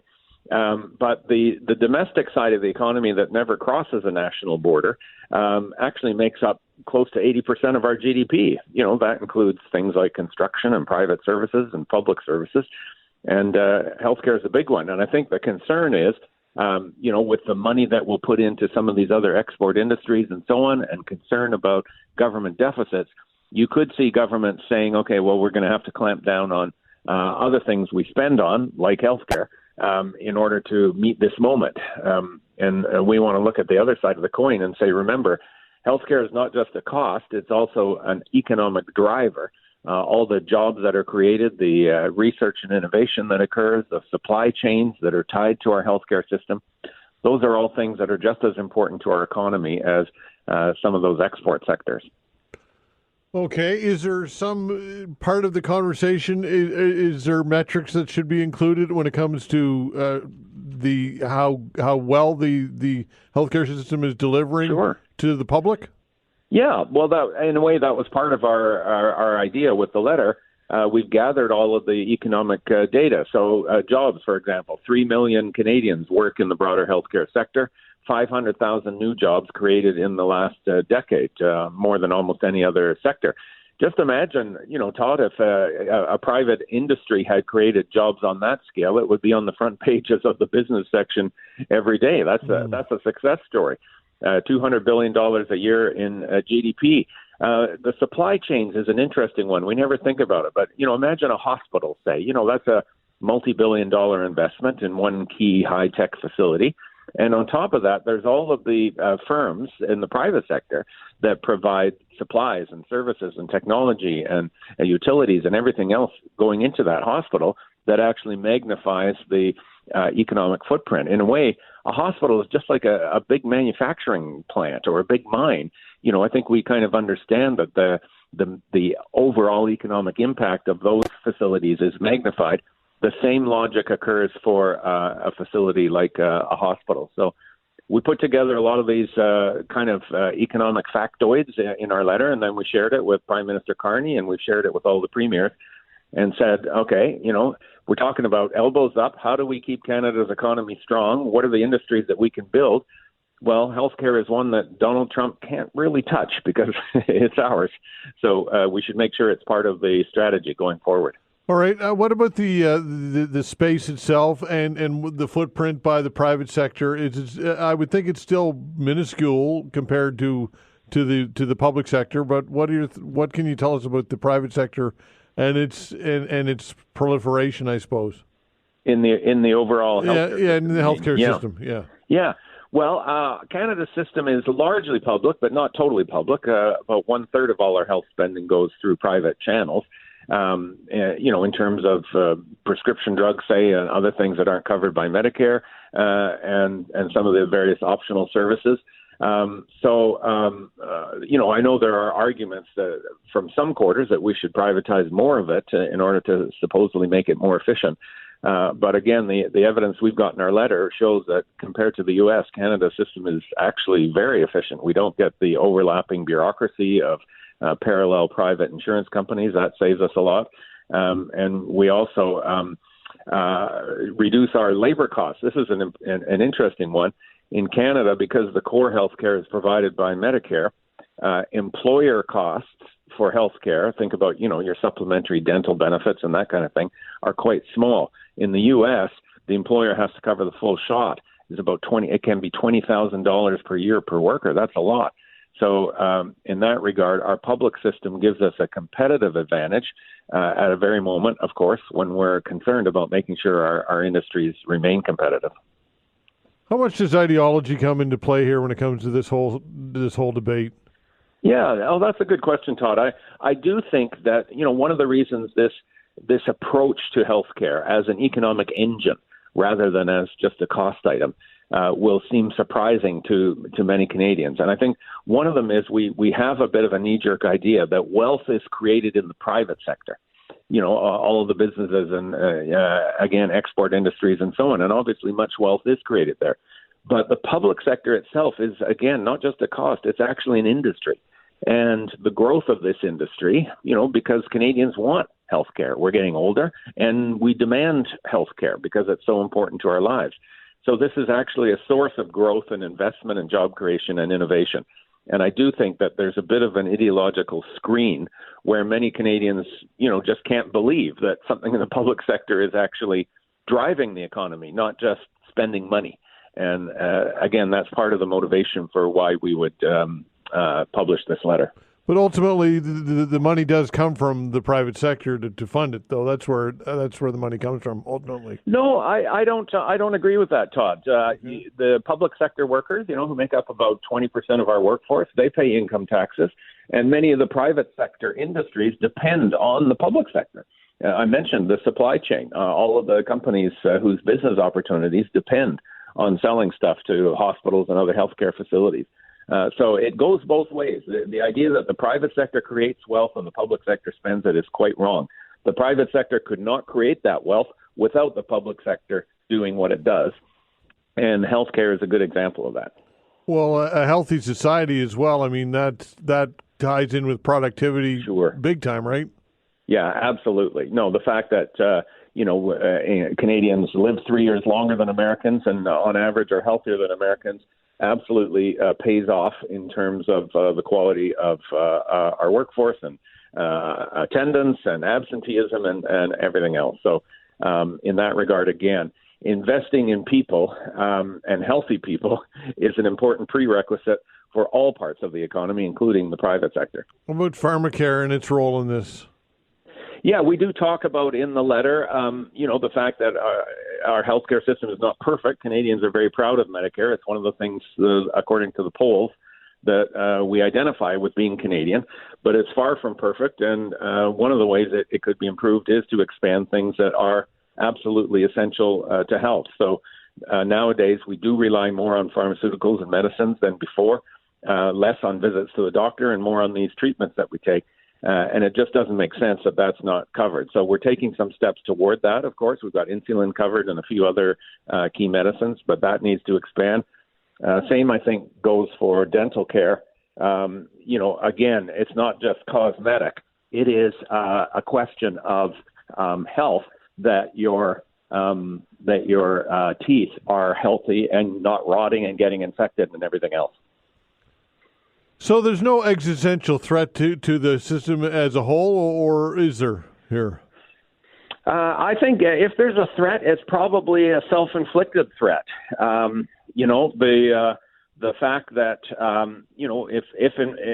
if we respond to the Trump challenge and the economic difficulties we're facing, and we're already seeing the numbers, of course, in the steel industry and the auto industry and other export sectors.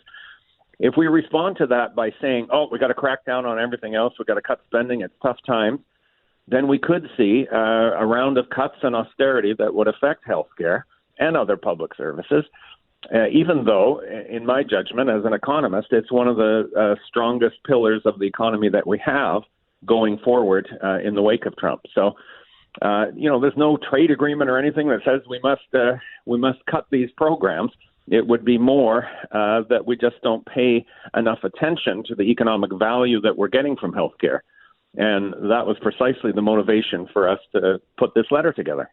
Okay, when you hear think tanks like the Fraser Institute and other think tanks who regularly put out reports on the healthcare system and suggesting that the metrics would indicate that we aren't doing that well when it comes to the amount of money per person, per capita, when it comes to investment into healthcare and results. What's your response to that? Oh, well, there's a lot of evidence out there, Todd, that we spend a lot less on healthcare than the Americans, comparable to, say, what European countries spend. We get relatively good health results. As I said, we live on average 3 or 4 years longer than Americans do. And there's an equity piece of it as well, that everybody is covered by the system, and you don't get the same scenario where, people with money get better health care. At least not to the same degree. So, there's obviously different takes on the data, but on the whole, I think the evidence is quite clear that the public delivery model that we've had in Canada is both fair and economically efficient. Okay, Jim, always great. Appreciate it. Thanks, my friend. My pleasure, Todd. Thanks. Take care. All right, take care. Jim Stanford with the group. He's the economist and director for the group Center for Future Work. We'll take a quick break.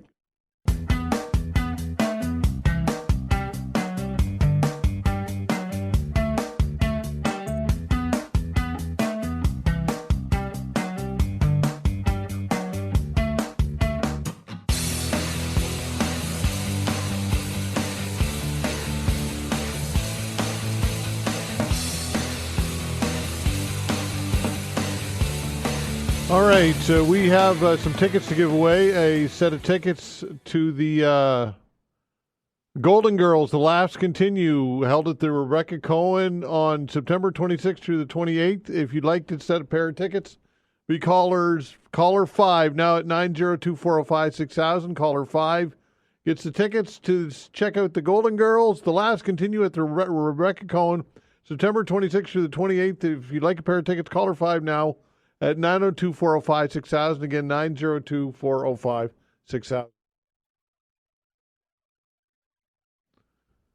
Okay, and good luck. All right, a couple of emails I want to read in response to the things that we discussed during the call-in segment of the show.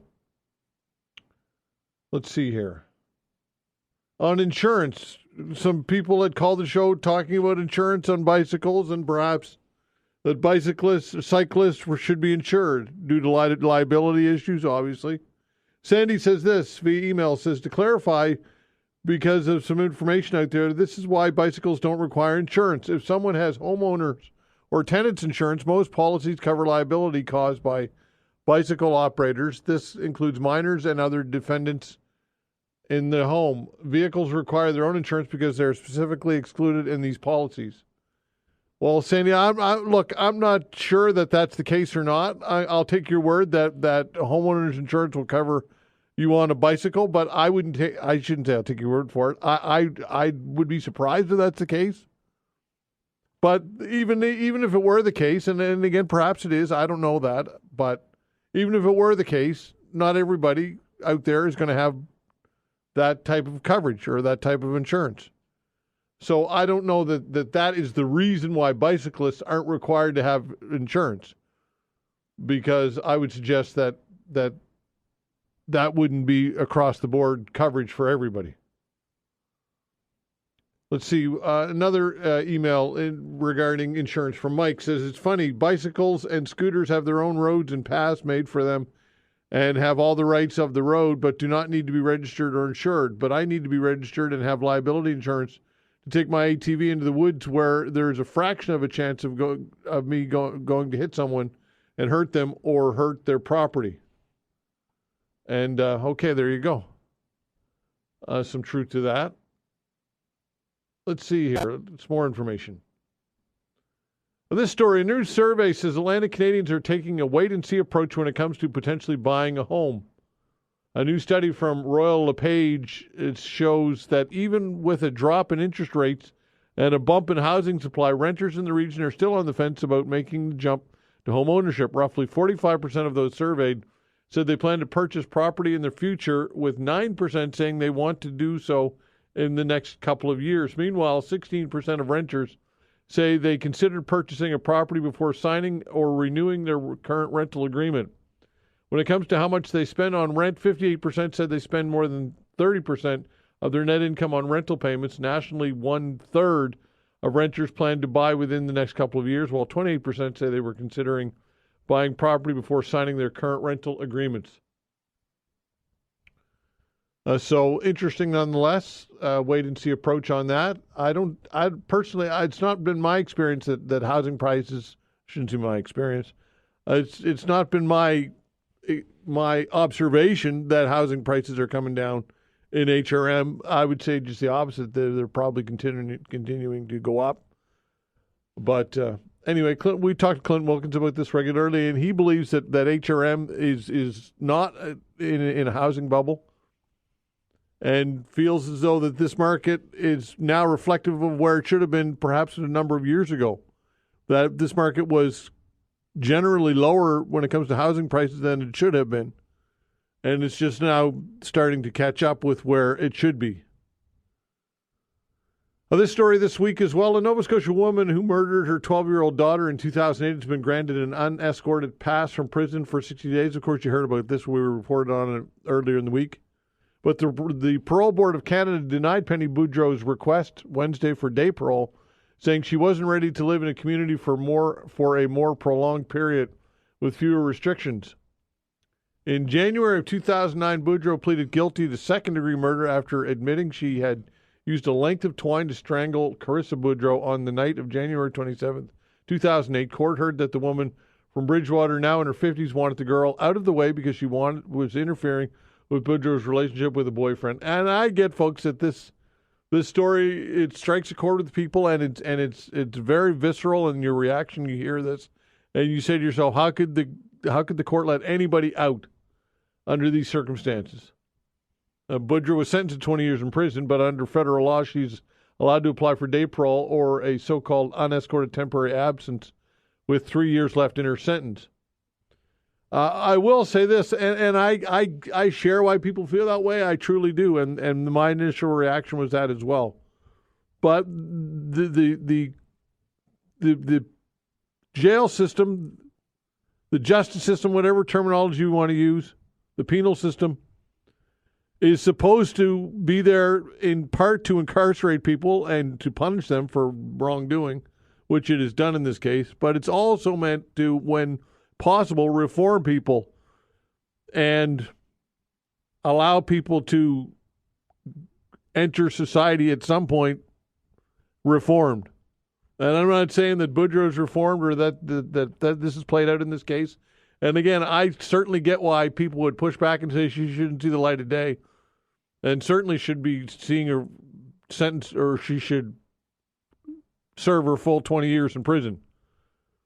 But I will add that, as I said, that people in some cases are able to be reformed and are repentant and whatever term you want to use, and are deemed safe to be within society. And ultimately, that is the goal, I suppose. But I certainly get why people's initial reaction, and perhaps people's maintained reaction, is one of no way should she be able to have day passes. All right, when we come back, we're going to talk sports with Cecil Wright, of course, later in the half hour, and we'll talk weather and all weather-related issues with Alistair Alders when we come back.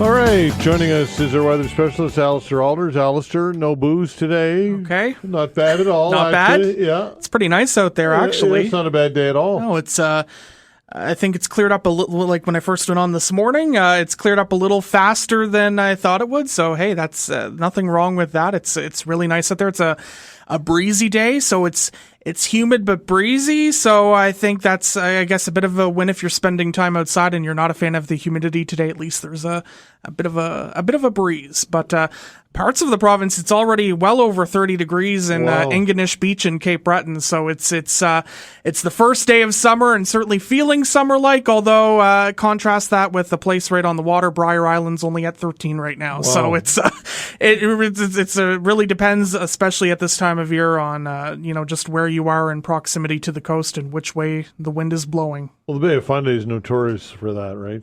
Yeah, I mean, usually we get those, especially in the summertime, we get into the southerly and southwesterly flow, and the ocean is warming up, but it lags behind, so it does take a while for it to get warm enough that there's not a significant cooling effect. And I mean, obviously they are dealing with some coastal cloud and fog today, which is helping keep things quite limited compared to a place like Ingonish, which is also on the coast in Cape Breton, but benefiting from the wind not necessarily blowing directly on shore, and you have some of the mountainous terrain which helps warm up the air too. So you never know. You can't just say, well, if the wind is blowing from the south, all south-facing coastlines will be cooler today because, take a place like Ingonish, which is, somewhat southeast facing, but, the wind direction is really crucial in a place like Ingonish this time of year and for everyone, of course.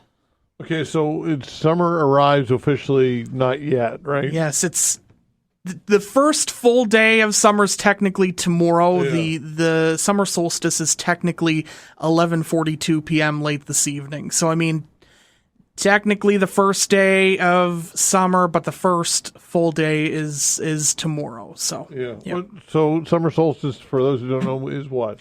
So it's good to explain this because there's meteorological and astronomical seasons, and astronomical seasons are what most of us follow. That date on the calendar that rolls around when the new season arrives. So today for the summer solstice, the sun is directly, or will be at 11:42 p.m. directly overhead at 23.5 degrees north latitude. So it's all has to do with the placement of the sun in regards to the lines of latitude.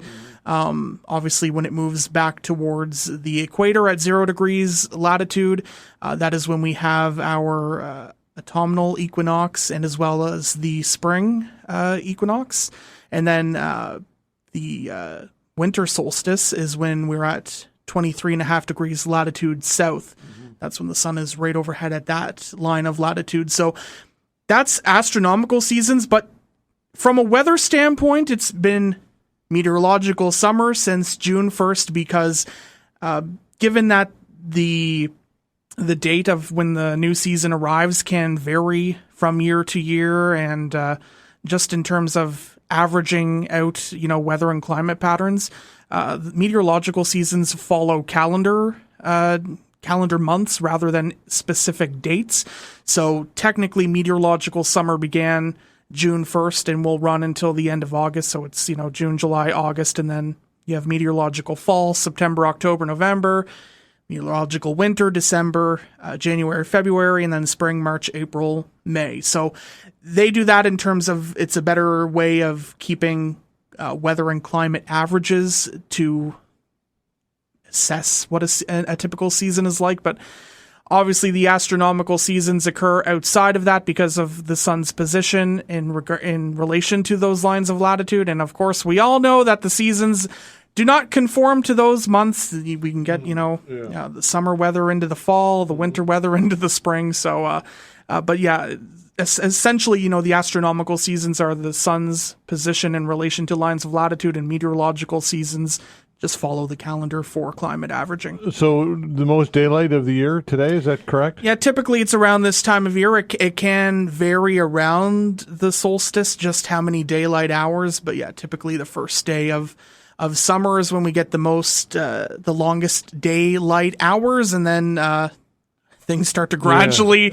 Don't like to talk about that, although I've had someone already telling me they're looking forward to the shorter days that come with fall and winter. There are some people are not fans of too much daylight, not fans of the heat and humidity, I think, that come with this time of year. We get a lot of, people saying in the winter they're looking forward to the summer heat, and then when it does arrive, it can be, quite uncomfortable for some people. I mean, I think we won't see too many complaints yet, but there are, I do hear from some people who do prefer, fall and fall and winter over, the summertime. So there's already people looking ahead. I find that I wake up earlier this time of year because, it depends on your sleeping conditions, but I think most people, some light's going to get in through the curtains or through the blinds or whatever. And I just find you wake up at 4:30 in the morning, and as I often do, and it's light, and just my brain is like, time to get up. Well, I was always amazed when I worked, the traffic shift, many years ago when I would come in for 4:30 in the morning. I'd be driving into work, and you'd see a little bit of light on the horizon at 4 a.m. And at this time of the year, the sunlight, as you mentioned, really does come up. Even getting up, around 4:35 in the morning now, it's fairly light out, and then by 5 and 6 o'clock in the morning, we're already seeing a lot of daylight, and we're getting that into the evening too. So you're up early, but then if you're trying to go to sleep early, it can be light out till 10 o'clock. Well, right. Yeah. So it can be challenging too. I mean, it's I'm sure some people certainly welcome that if they're early risers. I always found it easier. I'm not sure if everyone would agree. I always found it easier getting up at that hour of the morning when you'd have the daylight, because it felt maybe it's a little psychological. It felt like a bit normal, because most people aren't getting up at 3:30, 4 in the morning. That's right. It made you feel just a little normal, like maybe this is actually closer to 6 or 7 in the morning. But then you get those dark winter mornings and nights, and it's the complete opposite. It's harder to get out of bed. That's right. What are the variables that go into humidity and creating humidity? So in terms of humidity, I mean, there's various elements that we look at. And I mean, in terms of relative humidity, it's subjective highly to the temperature. So the higher the temperature, the greater amount of water vapor the air can hold. So on a day like today where, it's heating up in the afternoon, the relative humidity is generally going to be lower than, say, later at night and early in the morning, because as the temperature cools, there's less availability to hold that water vapor, so the relative humidity actually increases, and that's what makes it not really a great gauge of determining just how humid it is outside, because we can have, a hot summer day where it's 30 degrees, the humidex is 40, and the relative humidity is, say 40 to 60%, just, picking an average there. To many, that would not sound like it's that humid, when indeed it really is. So this is where the dew point really is a great use of measuring the amount of moisture and just how humid it feels, because the dew point is not subjective to temperature changes. The dew point is essentially the temperature at which the air has to cool for water vapor to condense to form clouds, fog, precipitation. And like I said, it's not influenced by the temperature, unless obviously when it gets to that point, that's when the condensation occurs. But because it remains relative, or is not highly subject to the air temperature changing throughout the day, that's really the best way to measure how humid it will feel. So if you're having a temperature today where it's, say, 25 in the afternoon, but the dew point temperature is in the low teens or even cooler, it's not really going to be a very humid day. The air is generally going to be dry. But in those, dog days of summer, when we really get into that true heat where, it's 30 degrees and the dew point is up in the high teens or even low 20s, that's when you're really dealing with that uncomfortable and oppressive humidity. And really, it's a better gauge of calculating just how humid it will be, because relative humidity is so subjective to changes in the air temperature. It's a much better gauge to use dew point, and dew point is not as accessible for the public to determine themselves. I mean, you get it on weather modeling, and weather stations do take that into account, but just, be wary of using relative humidity at this time of year, just because it is so subjective. I mean, it can be like this morning, it would have been 100% because it was very foggy and cloudy. The temperature and dew point were pretty much the same, but now that it's warmed up, there's a greater capacity to hold more water vapor in the atmosphere, so that relative humidity goes down, even though it is still a pretty humid day out there. Yeah. Okay, let's talk long-range forecast, or not long-range, but forecast into the weekend and then into next week. So tomorrow's looking really good. It's a the pick of the weekend because, I mean, unless you're a fan of the humidity, it will be breaking for tomorrow, but it's going to be a really comfortable day. Sunshine, mainly sunny skies, temperatures near 25 degrees, not humid, and a westerly breeze, 20 to 40 kilometers per hour. So it's really looking like a comfortable day. I am now going for Sunday a chance of showers moving in during the afternoon. It's been back and forth all week where there's this weak disturbance that's going to move in from the northwest, and half the modeling had it staying far enough to the south to hold any shower chances out, and then the other half were bringing it in with greater shower chances. So it looks like now we will see likely a few showers developing Sunday afternoon and night. Some early morning sunshine, so not a bad day otherwise, but temperatures cooler and that chance for rain could, alter some outdoor plans. And then into early next week, generally fair with sun and cloud in the forecast Monday and Tuesday. I will say that we do have a warm-up coming towards the middle of the week, especially Tuesday to Wednesday, especially inland, because obviously with a southerly wind at this time of year, the coast is going to be cooler, but by Tuesday, likely in the high 20s for the city and inland locations. And then temperatures start to moderate Wednesday, but then especially Thursday. So bit of summer heat and humidity building in, especially Tuesday to Wednesday, but it won't be lasting.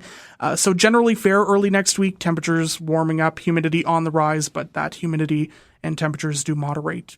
Certainly looks like possibly Wednesday. I think Wednesday is still a warm day, but by Thursday for sure. Okay, so not a bad forecast at all, really. Not bad at all. I mean, I was getting a lot of questions saying, where is the summer heat? And there's a bit of it on the horizon for sure, and nice to see a bit of sunshine in the mix too. So okay, Alistair, great work as always. Thanks so much. Thanks so much. Have a great weekend. All right, you as well. Alistair Alders, our weather specialist, Sports and Cecil, when we come back.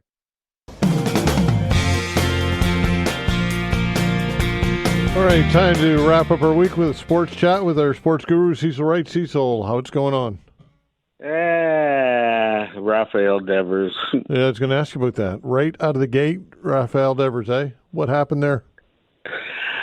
Listen, I can't tell you how angry I am at the Red Sox front office for, trading away their best hitter and getting, I don't want to say getting nothing back in return, because the left-handed pitcher, Kyle Harrison, I think is going to be a very, very good major league pitcher.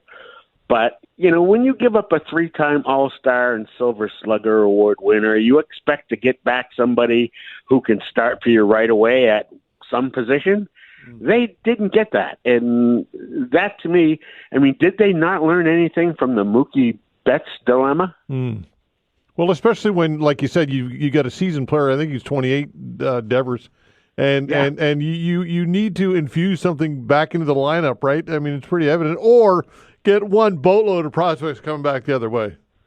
Well, just reading up on it, it appears to me that this is just a move to clear some money off the books.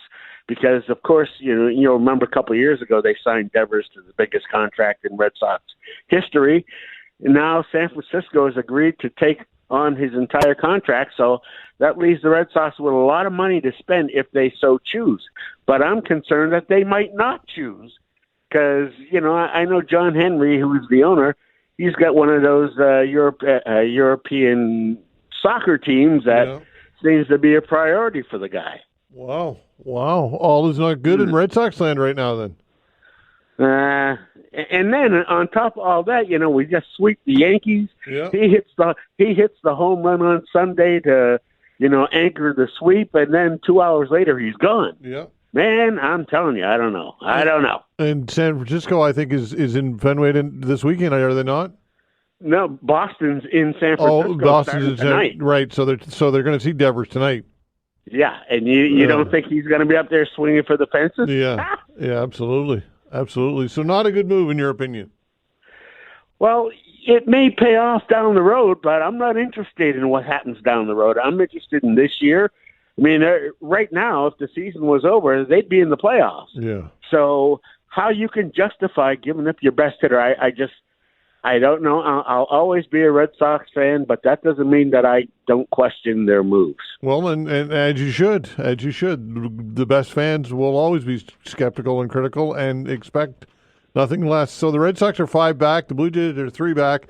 Rays are 2.5 back. And the Yankees, they won yesterday, but stopped a 6-game losing skid. But the AL East is tight. Don't I love that? Yeah. First of all, I have to brag about sweeping the Yankees. Yeah, of course. But I will say this. I'm keeping an eye on the Bo Bichette situation in Toronto, because I'm not sure that they can afford to pay both Vladdy and Bo. I mean, I'm sure they could. I don't know if they're gonna. And the trade deadline's right around the corner, and I wouldn't be surprised, not one bit, if you don't see Mr. Bichette moved. Wow. And Bichette's really come alive, right? And good Certainly for has. and good for him on it. Good on him, right? Which is going to make him that much more attractive to, 5 or 6 teams that are looking for a shortstop, or at least a right-handed hitting infielder. You can tab him in there in any lineup in baseball, and he'll quickly improve that lineup. But the Blue Jays at 40-34, just 3 back, they're not sellers. They wouldn't be categorized as sellers, would they? Well, I don't think they would, but are you gonna let Bo Bichette walk away from your team as a free agent and get nothing in return, or are you going to trade him and potentially get somebody back, unlike the Red Sox? Yeah, that's right. That's exactly it. That's the dilemma. All right, let's talk Stanley Cup and another Florida Panthers Stanley Cup. And Marchand and that whole story, which I know you like, but unbelievable, right? Just that they've done it again. Quite honestly, I thought he was the MVP. Oh yeah. I know Buddy Boy scored 4 goals there in the deciding game and all that, but without Brad Marchand's presence, they don't even make it that far. So I'm just wondering if he's going to bring the Stanley Cup back home to Halifax here so that I can touch it. I'm sure he will. I'm sure that he will indeed. And Edmonton, what happened with Edmonton? Just not that deep, or what? Goaltending? What was the issue? I would say they had some spotty goaltending, and against a good team like Florida, they'll make you pay on any mistake that you make defensively or that the goaltender makes. My big question though is Connor McDavid. Like, are they going to re-sign him? And if they are, they better hop to it, because I think he's a free agent. Is it after next year? Yeah, well, I would say that would be priority number 1, obviously, to sign the best player on the planet, wouldn't you? I would say so, yeah. But I'm also going to say if Wayne Gretzky and Mark Messier can leave Edmonton, then so can Connor McDavid. Yeah, that's true. That's true. He might be a little upset that here twice in a row they've lost to Florida in the Stanley Cup Finals. Are they ever going to take that next step? Who knows? Maybe he'll end up with the Bruins. Well, and if you're Connor McDavid, like you said, you have to wonder how many chances you're going to get with Edmonton, and not prime time out in the West Coast, or not even the West Coast, in Western Canada. So he may be looking at other markets where his brand will go up and his opportunities could increase as well. Well, we've always got a spot for him on the Boston Bruins roster. Lord help us. Just in case he wants to go to an original 16, you know what I'm saying? Yeah, there you go. That's all we need. And the NBA final, Game 7, pretty exciting stuff. Yeah, remember I said before the series started, I hope it goes to 7 games, and I got my wish here. My only question is, I'm not sure how healthy Halliburton is for the Pacers, and that they're really going to try to defend him real hard in a Game 7 in a hostile town, and but I'll be looking forward to it. Game 7s are always great. Any predictions? No. No. I know that Shai Gilgeous-Alexander didn't play that great last night, but I have to suspect that in a Game 7 on his home court, you're going to see him erupt for another 30 to 40 points, and if I had to bet money on it, I'd be betting on OKC. Okay, there you go. Anything local you want to get to before I let you go? Yeah, starting tonight in Halifax and at Beasley Field in Dartmouth.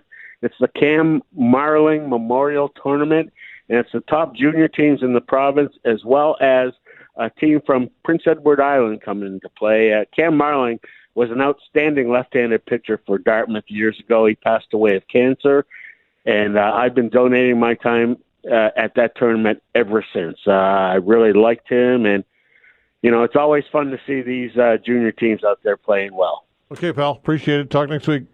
See you later. Okay, pal. Cecil Wright, our sports guru. Thanks for listening, everybody. We appreciate it very much. Thanks to Vanessa Van Ness as well on the other side of the glass. The control board is doing a fine job as always. We're back on Monday, 10 o'clock. See you then.